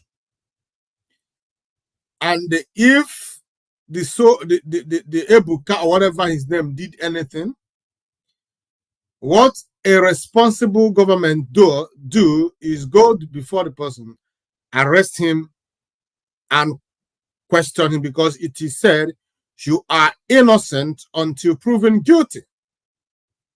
It is not guilty until proven innocent. No, it is innocent until proven guilty. You don't have no business to destroying properties unless you are a terrorist. It's the only terrorist who goes about destroying people's businesses and properties. It is only terrorists who goes about harassing, putting fear in the bodies and spirit of innocent civilians. In the same land where these people are terrorizing the communities, the kidnappers are all over the people having a field day. Like you heard, I read the other time, where Igbo women are complaining. The terrorists are having a field day in our land. Nobody is apprehending them. All these terrorists in our land are not seeing those terrorists that are in the bushes kidnapping our people and taking ransom and even buying some people.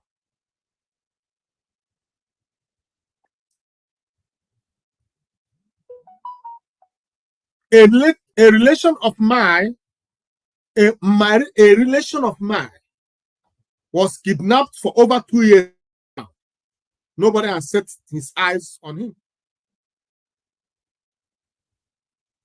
A direct relation to me was kidnapped for over 2 years now. Nobody knows where he is, whether he is dead or alive. But we have all these men going from one community to another, embarrassing, intimidating our people. You can see it for yourself. I just played the video. What has the building standing there done to these people?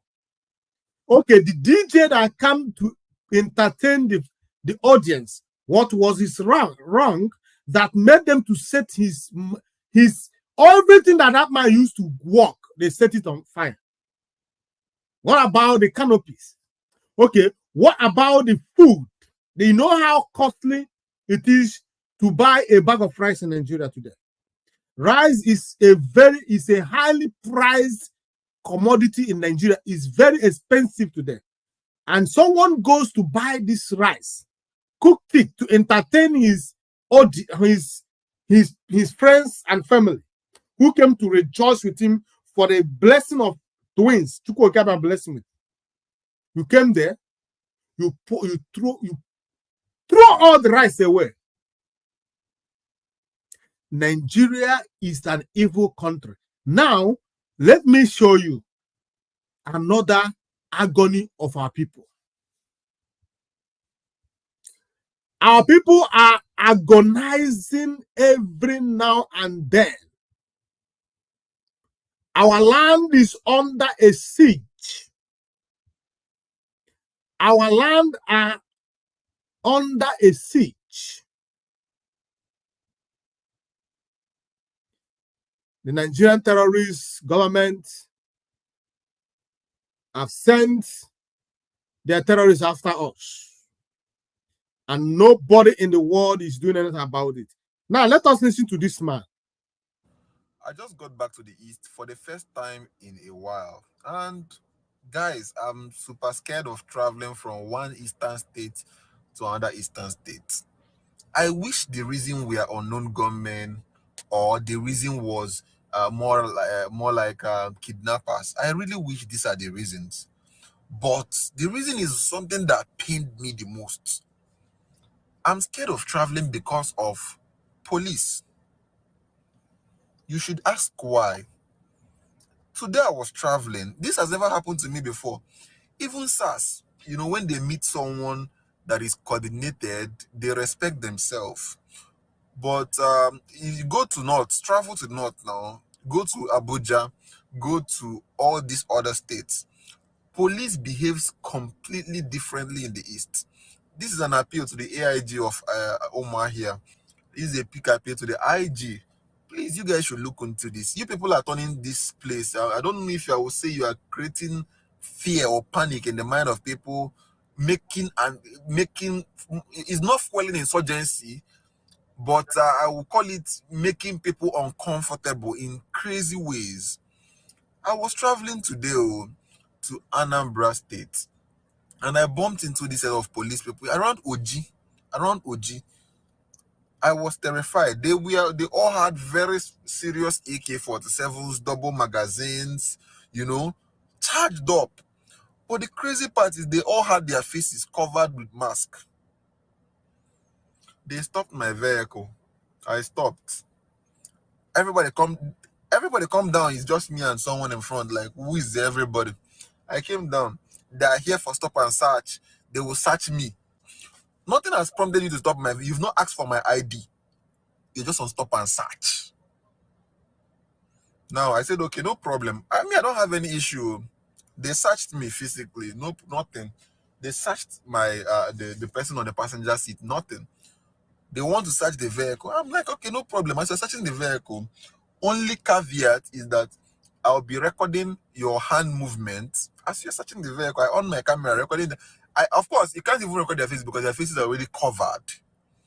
But the thing is that I'm getting a vibe from these people that these people are ready to kill and maim. I'm telling you, they are giving off that vibe. I've never been scared of the police in my entire life, but these people are giving off this vibe. So I'm being very careful with how I do my things, right? Now, one of them is doing their search and all those stuff, right? I'm recording their hand.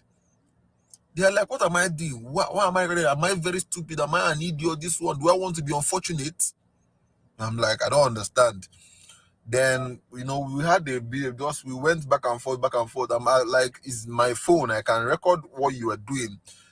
You are like, okay. Then the other one was like, don't I have eyes? Don't the other person have eyes? I say, eyes are not evidence of anything in a credible court of law.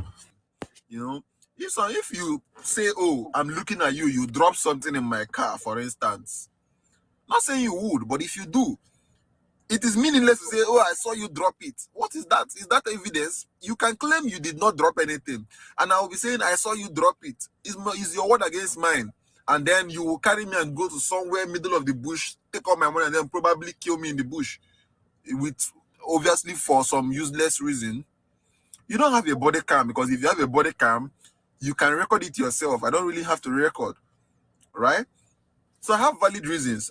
Me personally, you have massive masks on your face. I'm already afraid of my safety to unthinkable levels. Now, these guys brought me, they said, I should go into the back, let them check the other one, don't rush, collect my key. I'm telling you, this thing happened today. I'm like, what's going on here? Like, it's not even, you didn't see anything in my vehicle. Then the other one came out. Don't let this man go. He's following us to the office. You understand? Today we'll show him that we'll collect his phone, we'll collect everything, and nothing will happen. No. I'm like, okay, this is escalating really, really quickly. The other one wanted to collect my phone. I put it out of his hand. I don't know why you want to collect. I don't know if the thing you smoke enter your head, you won't collect my phone. Then the other one was telling me, okay, I should calm down. It's not this kind of it's not a place to do kind of thing. I've never seen this kind of police in my life, honestly. They've searched the car completely. They asked for my papers, I provided it to them. They asked for my particulars, I provided it to them. These people are what you call people out for trouble. Of course, they will catch criminals, but then at the cost of what? What at the cost of what? Because me, I'm a very stubborn person. That's why they are not able to do. Imagine someone that is not, like me, By the way, I think one of them knew who I was, and they are doing this. Imagine what they would do to that person. All right, I'm telling you, like literally, please, Enugu Oji Road, Oji, as if you're going to Oka, please be careful. We are suffering insurgency. This is a new one. I'm begging IG, I'm begging AIG, please. If you guys can look in, which one is police masked, full on masked? You can't even see, you can barely see their eyes. As I was leaving, the other one was sending threats. That thing I'm looking for, I will find it. As I'm going, I'll find kidnappers on the road. That kidnappers, I don't want. I will find this. I will find that. I will find killers on the road. This one, I'm telling you, if anything I'm saying here is a lie, let me not see tomorrow. This is my interaction with these people. It's my interaction. I just weak. As I was coming back, I was scared. I don't want to meet people like this kind of people, especially not at night. You don't know what will happen. I'm not scared of criminals. I'm not scared of kidnappers. I was not scared of police. What if I meet this same group of people at night? What is going to happen? Guys, please, I don't tire. If I'm out other parts of Nigeria, they don't do this. Trust me, other parts are even worse in terms of insecurity. They don't do this. This is the only part they harass you to unthinkable levels. And they're doing it to me. Imagine what they're not doing to young boys. Just imagine. Think about it.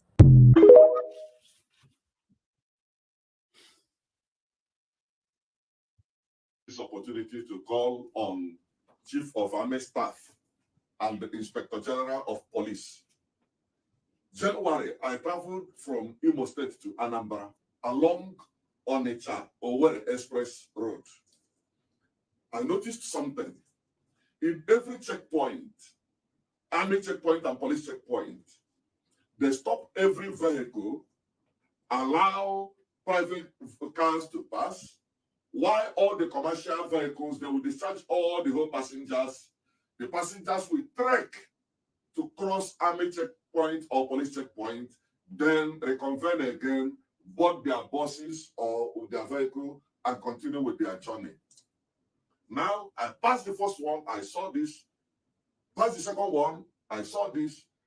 I passed the third one, I saw the same thing. I started asking questions. They told me, it's normal. That is how they do it. I kept wondering, why must they subject our people to this kind of suffer? Our old men and women, our traditional rulers, no respect, no regard for elders. Once you're in a commercial vehicle, you must drop. Use leg to pass army or police checkpoint. Then enter your vehicle again. This is pure madness. I thought this had stopped. I now traveled to Enugu. from Enugu to Owerri. I saw the same thing again, which means it's now a tradition. The other one I also witnessed was a young man being punished severely, being flogged, beaten mercilessly. His offense was that he answered the call close to army checkpoint. And I was like, where in Nigerian constitution it says that nobody should receive or make call in army checkpoint? I don't understand the kind of country we are running. Now I came back from Enugu. I said maybe Nigeria now have a different, a new law. I traveled to Castena. I flew from Abuja to Kano. Now from Kano to Castena on the road. Every checkpoint was peaceful. Travelers passed army checkpoint, police checkpoint, although it was very few of them. Now they pass inside their vehicle. And now I was like, why would they drop and then cross army checkpoint and enter their vehicle again? They told me no, that they don't do like that here. So I kept asking, do we have one country, two system, or are we in two different countries? I'm not the tribal type, neither the sentimental type, but what is good for the gift is good for the gander. You don't treat some people this way like animals. If you need to see how they have subjected our people, what they have subjected them to, is so bad. They are Nigerians. They have not committed anything being Nigerians. And I'm using this opportunity to call the governors of Southeast, who are the chief security officers of their states, to call their GOCs to order. These guys are doing, as in, they're treating people like animals. A journey of 1 hour, they will make it to be 4 or 5 hours for commuters. Am I talking about the bribe, the money they are collecting? Am I talking about that one, which is a tradition already? They don't even hide it, shamelessly collecting it as if it's their right. In some army checkpoints, they will even put one boy carrying pure water or one thing or the other, pretending to be selling it, but they are collecting money from the drivers by force. What are we talking about? Please, governors of Southeast, call all your GOCs to order to stop this rubbish. Our people are suffering. Our people are suffering. Please, I'm also calling on all the bloggers. If you see this message, throw it, pass this message so that it will get to the whole governors to call these people to order, the whole police and the army to stop this. An Okada man will get to police checkpoint, army checkpoint, he will carry his Okada, pass first, and then start the bike again. What a nation. It's quite a pity. Please.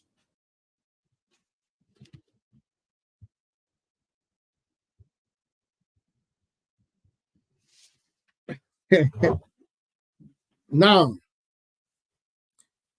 you've heard it from the horse's mouth. First, it was the women, IWA, Igbo Women Assembly, who complained about the humiliating nature of these men in our land. They called the government to withdraw them with immediate effect and take them out of the road. They complained of the same thing this last guy complained.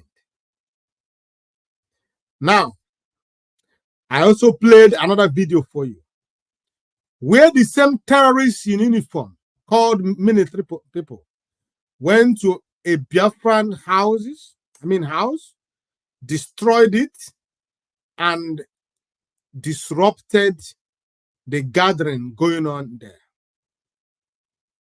I also played another video for you where that man was talking about his experience on the road traveling from Oji River to Oka. My people, is it not obvious to you watching this program this evening that we are under siege? One of the video, the man was explaining that he encountered policemen on a checkpoint with full mask. They are fully masked. That means anything that happens to you there will be the end. Nobody knows who did it and how, why. What is the policeman doing on the road with a mask, wearing mask, covering his face? What is a policeman doing? Another one, the last one told you that he traveled in Owerri.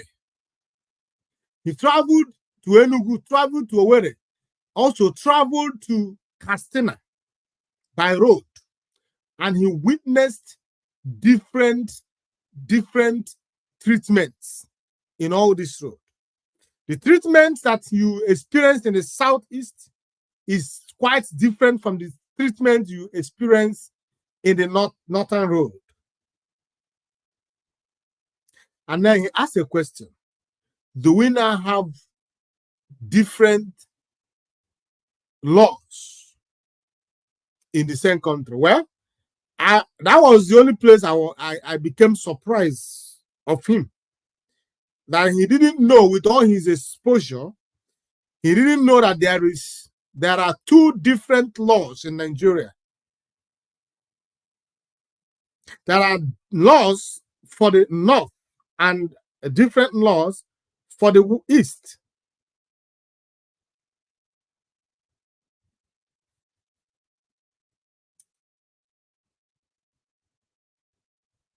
And they would always make that statement: I call on GOC, call on this, that. These guys are in this together. They are aware of what is going on. It is an agreement reached by all these body governors and every other person that you may think and you want to run to for help. I just want our people to wake up. Enough of this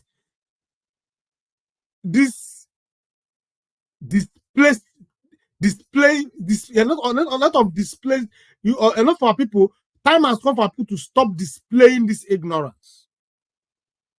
Time has come for that to stop. You keep asking, what is the crime of Igbo man? What is the crime of Igbo man? As if you are not in Nigeria. What was the crime of Igbo man when Nigerian government declared genocide war in 1967? What was the crime?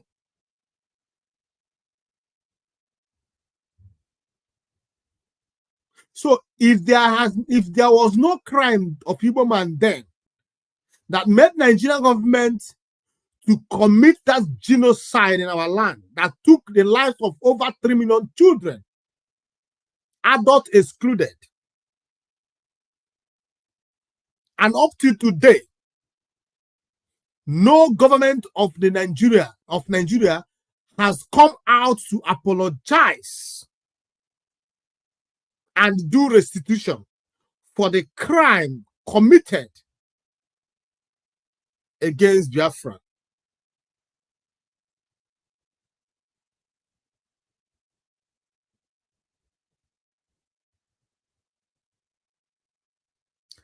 Our people should understand that Nigeria is not for Igbo man nor Igbo woman.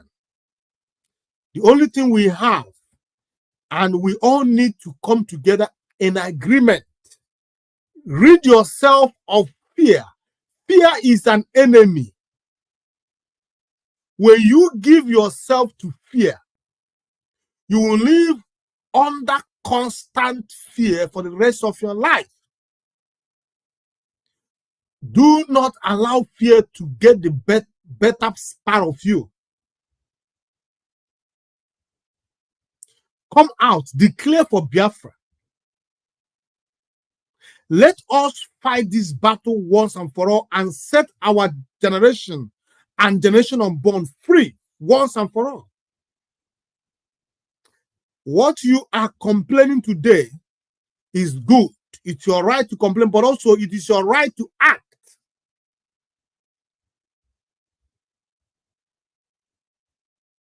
It is better for you to speak and act than for you to speak and go back to sleep. Our people should know that we are not wanted in Nigeria. There is no amount of being a law-abiding citizen that will change that way that Nigeria sees you. Nigeria sees you as a threat. And it's high time that you rise up, you wake up, and embrace reality that you are not wanted. As an Igbo man, as a Biafran, you are not wanted. And the earlier you accept your fate in Nigeria, the better for you. The earlier you took up this challenge to free yourself and your generation, the better for you. It will be a shame. It will be an embarrassment to generation to come that I failed to restore Biafra. We cannot, after complaining, like this man, I played a video here. They complain. After complaining, they go back to sleep. People are being disappeared. People are being died on a daily basis. Properties are being destroyed, set ablaze in our communities. Our people live under constant fear because of these terrorists in our land. What is the solution? The solution is that every one of you come back to your senses, realizing that the only solution is Biafra restoration. You cannot get this maximum peace and respect in Nigeria. It is not going to be possible. Your father did not get it. Your forefathers did not. Your ancestors did not. You will never. That is the truth. I know that truth is bitter, but truth is the best thing to say the truth and shame the devil. The truth is that no matter how good a Biafran or an Igbo man or woman try to be in Nigeria, Nigeria can never see you as a good person. Nigeria always constantly seeing you as a threat. They hated your fathers. Do you think that that person who hated your father will love you? No. Nigeria does not like you. They have never accepted you. So why are you trying? Why are you forcing yourself? Why can't you join the likes of Mazi Nnamdi Kanu, the likes of Mazi Simon Ekpa? Why don't you join the likes of Mazi Onyebuchi and the rest of us who are calling, agitating for this Biafra? Why do you keeping faith for something you know that is unalive? Why? Why do you keep keeping faith on something you know that can never ever come back to life? Nigeria is dead. The earlier you know this, the better for you and the better for your unborn children. I am telling our people this truth because this lamentation is getting too much. We lament everywhere. Our women are lamenting, our men are lamenting, our wives are lamenting, our children lament. Are we lamentation? Are we Jeremiah? Or who is that prophet? Is it prophet who? Jeremiah, that always lament. Let us stand up and face what is facing us. Let us demand for Biafra from Nigerian government. Let us do these things. It is enough. Enough of the lamentation. Our road is nothing to write home about. Our people are being humiliated. And you think by lamenting and calling on a stooge, you call the governors in our land, you think they're going to do anything about it. They will never do anything about it. So before I round off this program this evening, there is a video I want to play. And this will be my last video for the day. Then we call it a day. The network has really dealt with us this evening. He took away most of the viewers, and now we have very few viewers left, but it's fine. I know that maybe they will watch it after. Now watch this video. Watch this video. Biafra, it have rigid. All set to go. Look at Chupu. Okay, Chupu labo ke ultra can for la Germany. Oh, Bebele na akwa radio. Biafra bian is Romu Gereo.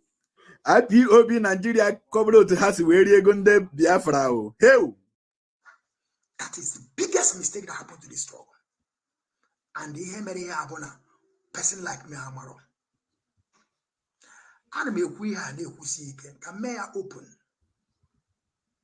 Some things today that went wrong in the past. One Maria can never join this struggle. And I'm a bug is you, Maha join. You can't cram all these things. You can never tell me this. I don't even know the Madam Finance in question. Money on the same meeting. But on about Potana go Department of Finance. We are coming on the air. I was thinking that now these people now come on the air, have the signatory to sign this to come out. Amarom no ofuone.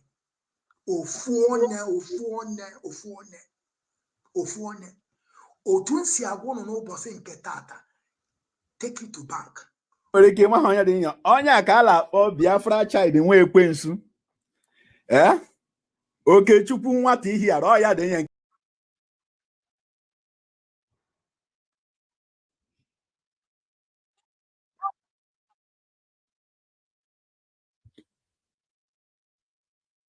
There's something I wanted Biafrans to take away from that video. I will return that video again. I want you to pay attention to what that guy said. That Biafran child that refuses to grow up. Be very, very attentive. I want you to listen. I will return the video. I want you to listen to what he said, not what the person is saying, but what that guy, that Biafran child himself said. His voice was his words was few. Listen to his word, then I will come back and say what I want to say. I will return it again.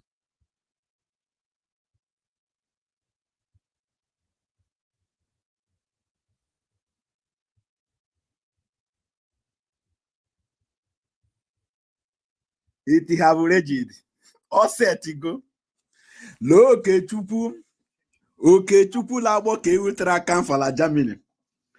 Oh, Bebele na akwa radio. Biafra bian is Romu Gereo. IPOB Nigeria covered to has where you gunde Biafra. Hey. That is the biggest mistake that happened to this struggle. And the Hemere Abona, person like me, Amaro. And me we had a whoosy can may open. Some things today that went wrong in the past. One Maria can never join the struggle.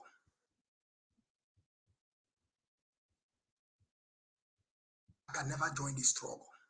And Maria can never join the struggle. That went wrong in the past. One Maria can never join the struggle. And I'm bug is you, join. You got all these things. You can never tell me this. I don't even know the Madam Finance in question. Money on the same meeting. But on about Potana go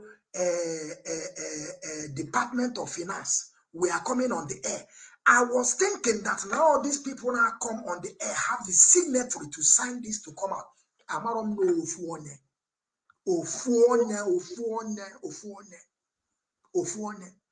Otunsi agwono no boss nke tata. Take it to bank. Biafra child. Biafrans, having listened to this man, you will agree with me that, as always, this man has never failed to display how ignorant he is. This man called Biafran child has always, in every turn, displaying how ignorant that he is. These are the people who has come out to drag Mazi Nnamdi Kanu and his leadership style since Mazi Nnamdi Kanu's kidnapped by Nigerian government. These men, you see them here. The person captured all their faces. This is Chinas and Woro. This is Powerless. This is Ifeanyi Ejiofor. This is Chike Dozie. And this is Biafran child, an adult who refuses to grow up. Look at him there. Since the kidnap and extraordinary rendition of Mazi Nnamdi Kanu, this man in this screen has made it as a point of duty to attack and to run down Mazi Nnamdi Kanu's style of leadership.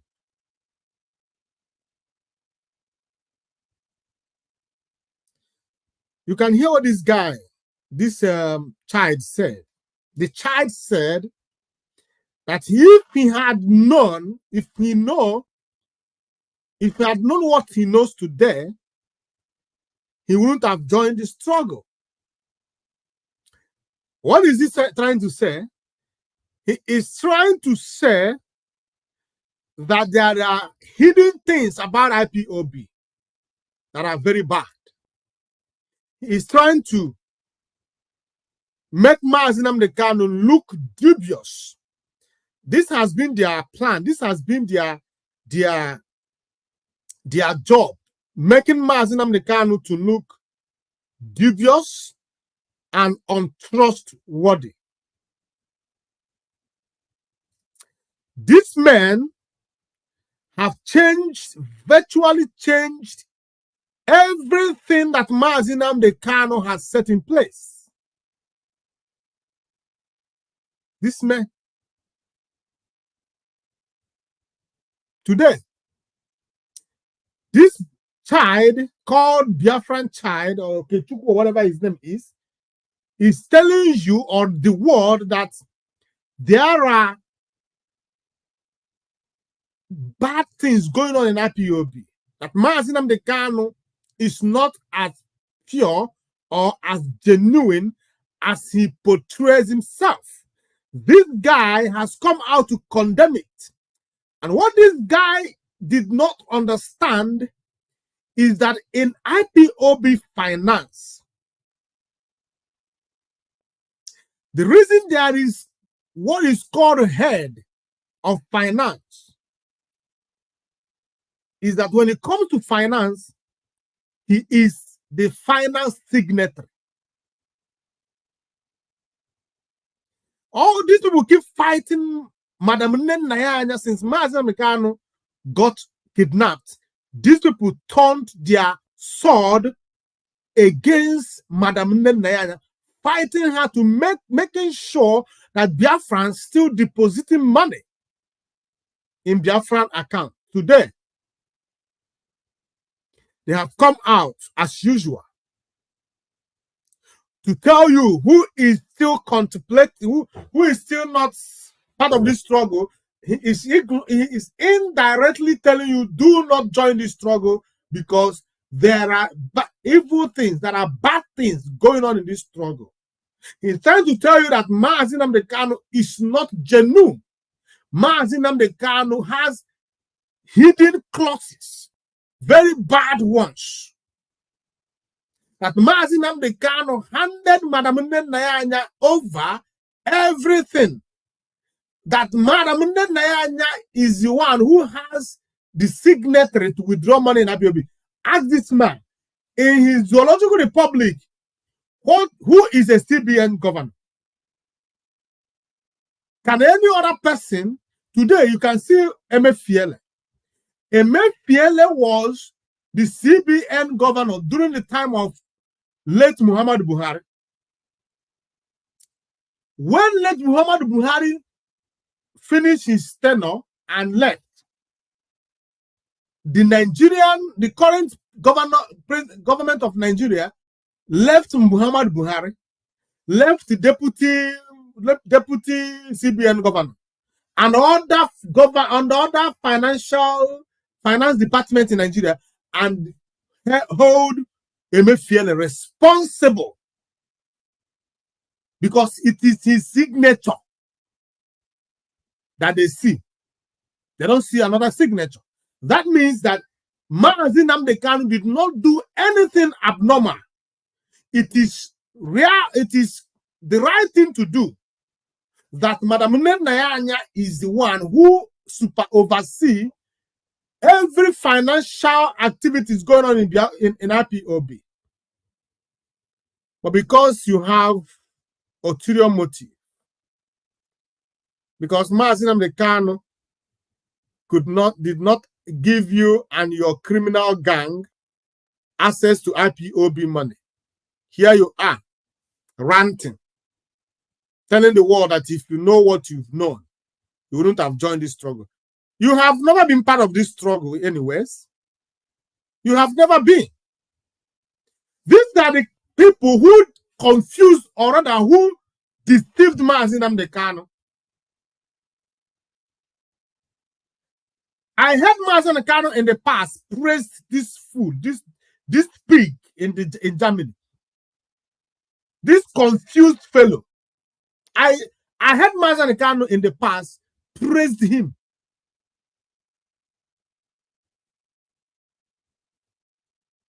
These are the people who confused Mazi.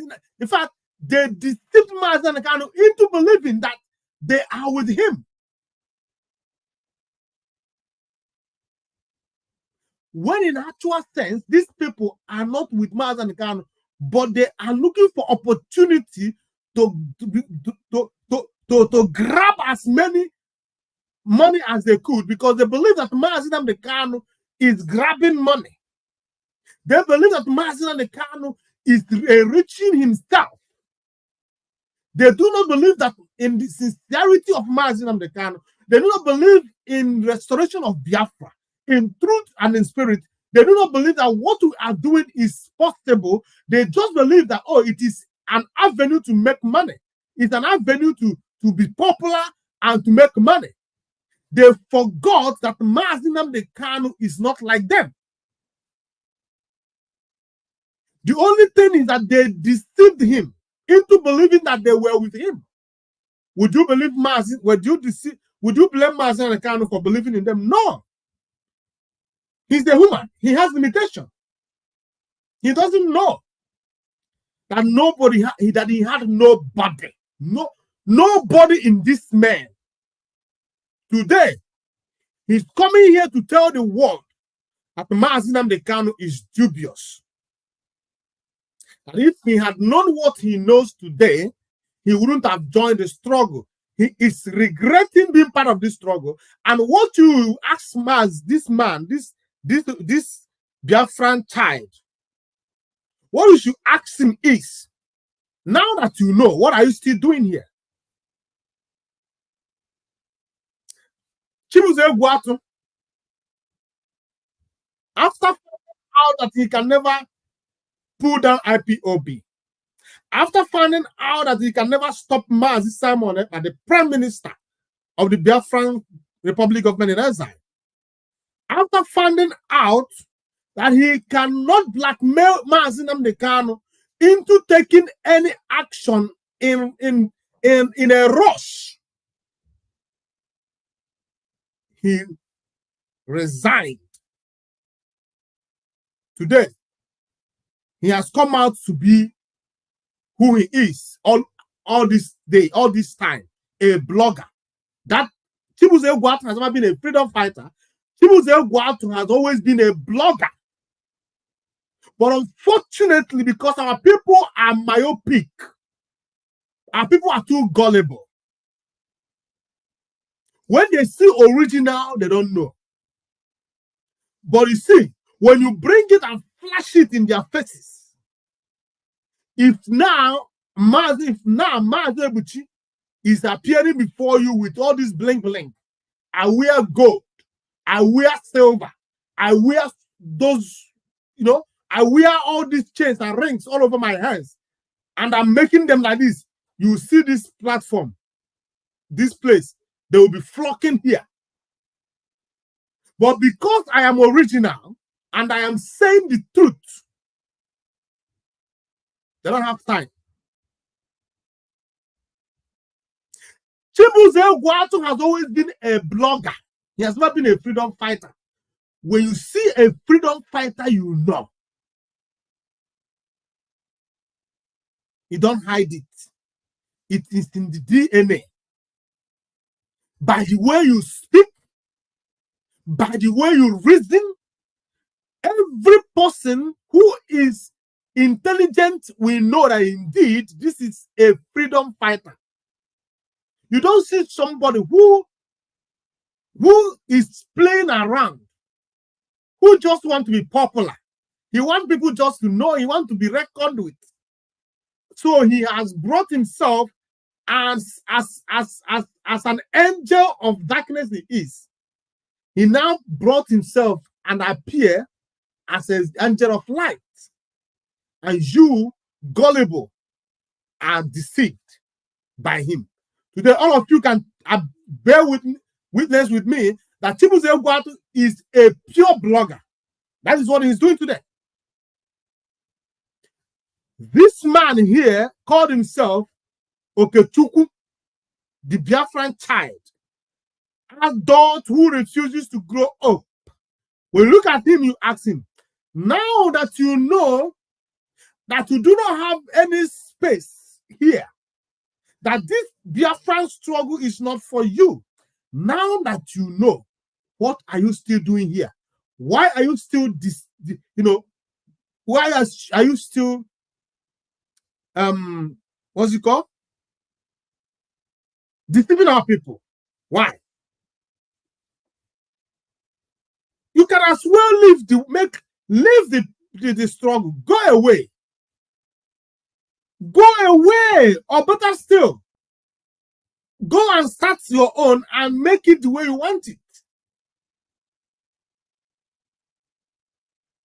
Allow Mazi Nnamdi Kanu and IPOB to do their own the way they are doing it. Now that you found out that we are not genuine, now that you found out that Mazi Nnamdi Kanu is dubious, now that you found out all these things, why are you still here?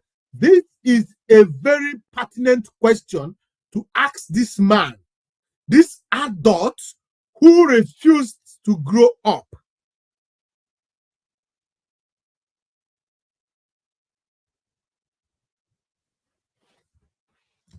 You people has changed the finance of IPOB. You people have changed the IPOB code of conduct. You people has destroyed the unity and comradeship in IPOB. You people have set brothers against brothers in IPOB. You people have tarnished the image of Mazi Nnamdi Kanu. You people has dragged his family.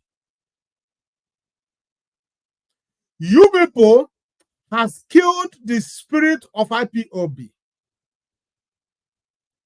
And you people has brought IPOB to a point of where it is today, And you people are not yet satisfied. You want to make sure that those of us that remain fail. But I tell you, I promise you one thing.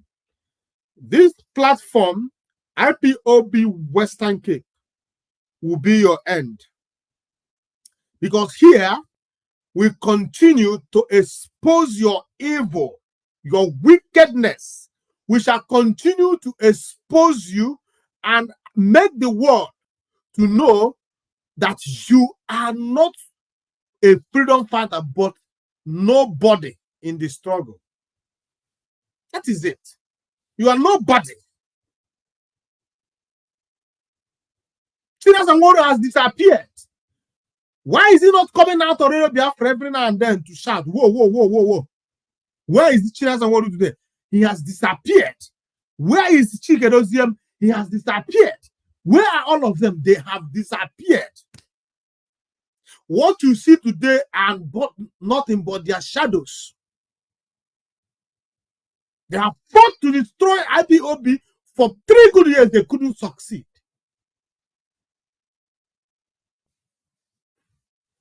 Look at Mazi Simon,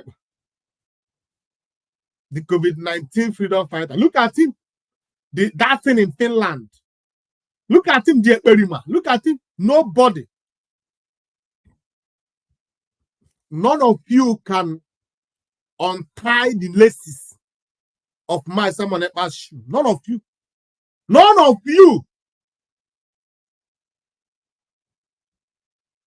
But Mazi Kanu left a viable organization as IPOB, a mighty IPOB in your hands. Look at how you have messed everything up. Biafran people have switched. They have left you behind. Because we want Biafra. That is what we want. All of you who say that over your dead body will someone help restore Biafra, that instead of someone help restore Biafra, let Biafra never come. All of you will be put to shame. I tell you, because Biafra is coming. We do not care who restored Biafra and who did not. All we need is a freedom. Freedom to go home. Look at what our people are passing through today. Look at them lamenting. Our mothers are lamenting. Our youth are being disappeared. They are running helter-skelter. In their own land, in their own ancestral land, they cannot have peace. Look at it. Look at what the stooges called governors are doing in our land. In Biafra land today, organ harvesting, organ business is going. It's one of the business thriving today in our land. Organ harvesting. Whose organs are they harvesting? Our youth organs. The Igbo organs. Our youth, their organs have been harvested. It is a thriving business today. It's booming in our land today. And you would think that we are here to play politics. You are here to talk about money, finance.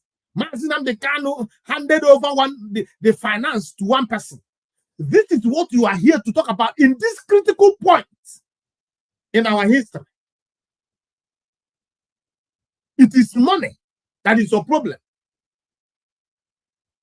You have placed money above your freedom. And how do you think that you can ever get that freedom? You don't deserve it. You cannot serve God and Mammon the same time. It's either you chase after money or you chase after freedom. Your own is money, money, money. When I look at this man called Biafran child, when I look at him, I don't know what he wants money for. If you give this man money, what is he going to do with it? What about the one he has? It's not enough for him. Mazi Nnamdi Kanu left for over 3 years. What has these people done? No, I just want, you know, when I come, why there are things I don't want to talk about. I don't want to talk about these people. Because the more I talk about them, the more agitated I become. When I remember that for the past 3 years, that Mazi Nnamdi Kanu fell into the hands of the enemies, that this will have not achieved one thing. One thing. Please, if you know what these people have achieved, please tell me. I'm interested. Maybe I'm blind, I can't see. They have not achieved anything. And they are not even planning to. Before, they will tell you we are working underground.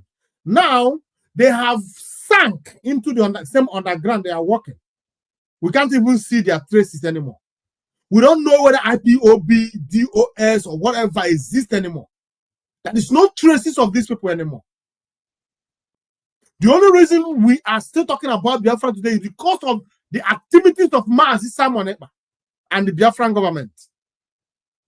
That is the truth. That is the fact. We don't lie. And we do not bite the truth with our tongues. We speak the truth the way it is. If it is not for the activities of Mazi Simon Ekpa and the Biafran government, today, nobody will ever remember that was a time Biafra and IPOB was discussed. Look at these people. Look at them. What are they doing? What are they doing? They don't even have a common lobby firm, not even one lobby firm. I think they will say, oh, this is what we do. We have now taken the struggle to lobby firm. Now we have this lobby firm. Look at Mazi Simon Ekpa and his government. Today, he posted another one. Another breakthrough. Another Congress woman. They keep going, breaking new ground. But IPOB that has been there for the past 13 years,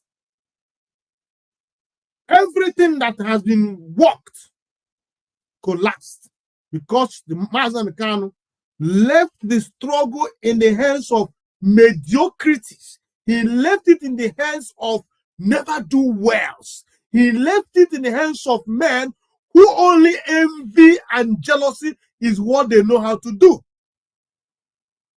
They don't understand what freedom fighters entails. They do not understand it. But today we are here to tell them, you can never defeat Biafra, not in a million years. Whether you fight for it or you fight against it, the truth is that Biafra is a goal. It must come. Chukwuka Kabiyama has written it. And no human being can stop it. If no human being is willing to fight for Biafra, Chukwuka Kabiyama will raise stones to fight for Biafra. I tell you the truth. Because the ordinary for na Biafra ga biari. Nobody can stop it. So if you are not willing, please kindly and quietly leave the road. So that those who want to take their destiny by their hands, so that they could go on and do it. What Mazi Nnamdi has passed through and still passing through at this age, I never wished it for my beautiful, handsome children. All I have in my heart for my children are nothing but love. It's nothing but love. Nothing but love. I can never withhold anything good for them. I can even go to the extent of giving my life for them to live. So I am here to fight for Biafra. At least I hand them over Biafra. I cannot hand over Nigeria to them. Look at what our people are passing through today. It was not like this a few years ago. Today, it has gotten to this point where they could not drive past a checkpoint. They must step down and walk. That is the total life of a slave. And I will not inherit slavery for my children. So I am here to fight for Biafra with all my heart, with all my strength, and with everything in me. And I will make sure, as Chukwu Okike empowers me, that Biafra must be restored.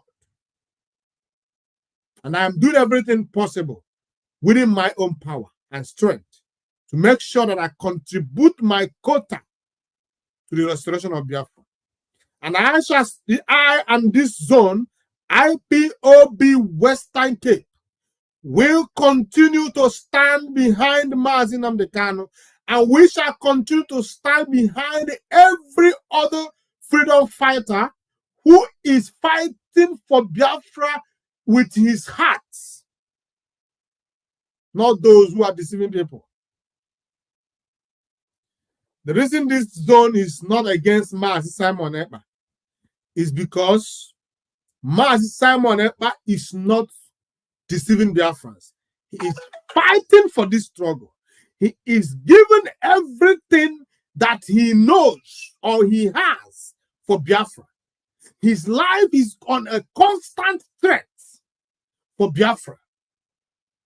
Nigerian government and their allies are doing everything to make sure that they kidnap Mazi Simon Ekpa. And he is still fighting for Biafra. These are men that are worthy of emulation. These are men that are worthy of emulation. We must always look up to them.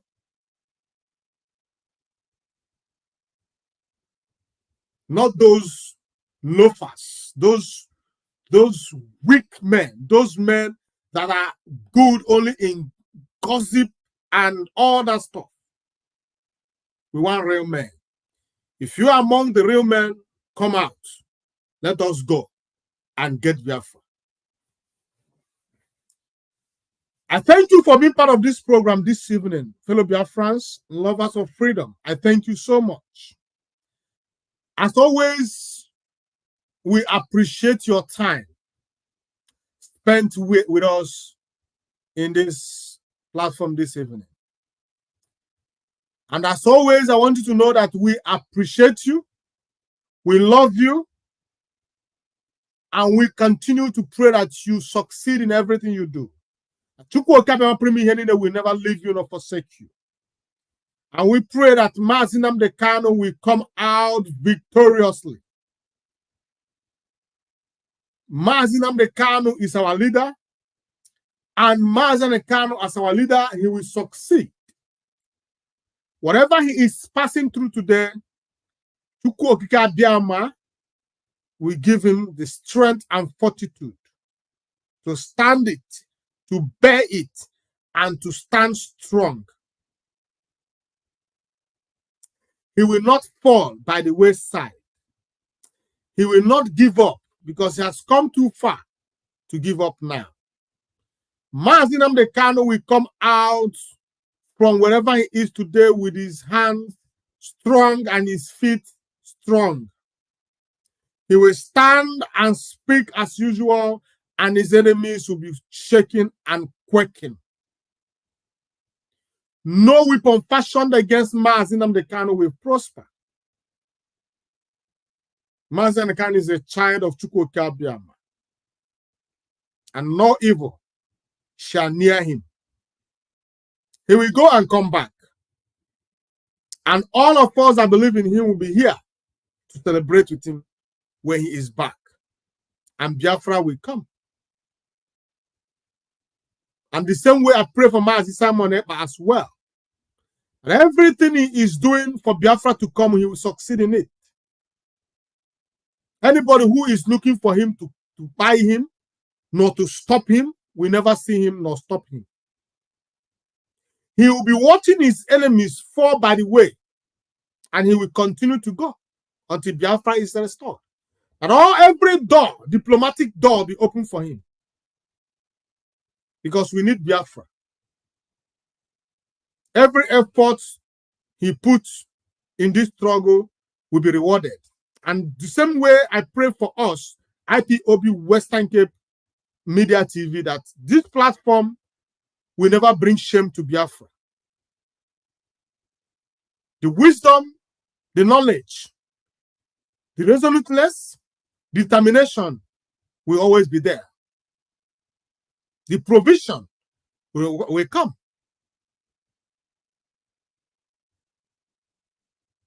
I thank you for being part of this struggle. I thank you. And I appreciate you all. Please, if you have not shared this program, this is the best time to share it. Share the program. You can even tag all these useless people who are here to bring confusion to what we are doing. Tag them. They need to see this message, because this message is directly to them. Share share this program and tag all of them, so that their shame will continue to grow. Thank you for being part of this program. Until I come your way again, Biafrans, from me, from here, good night.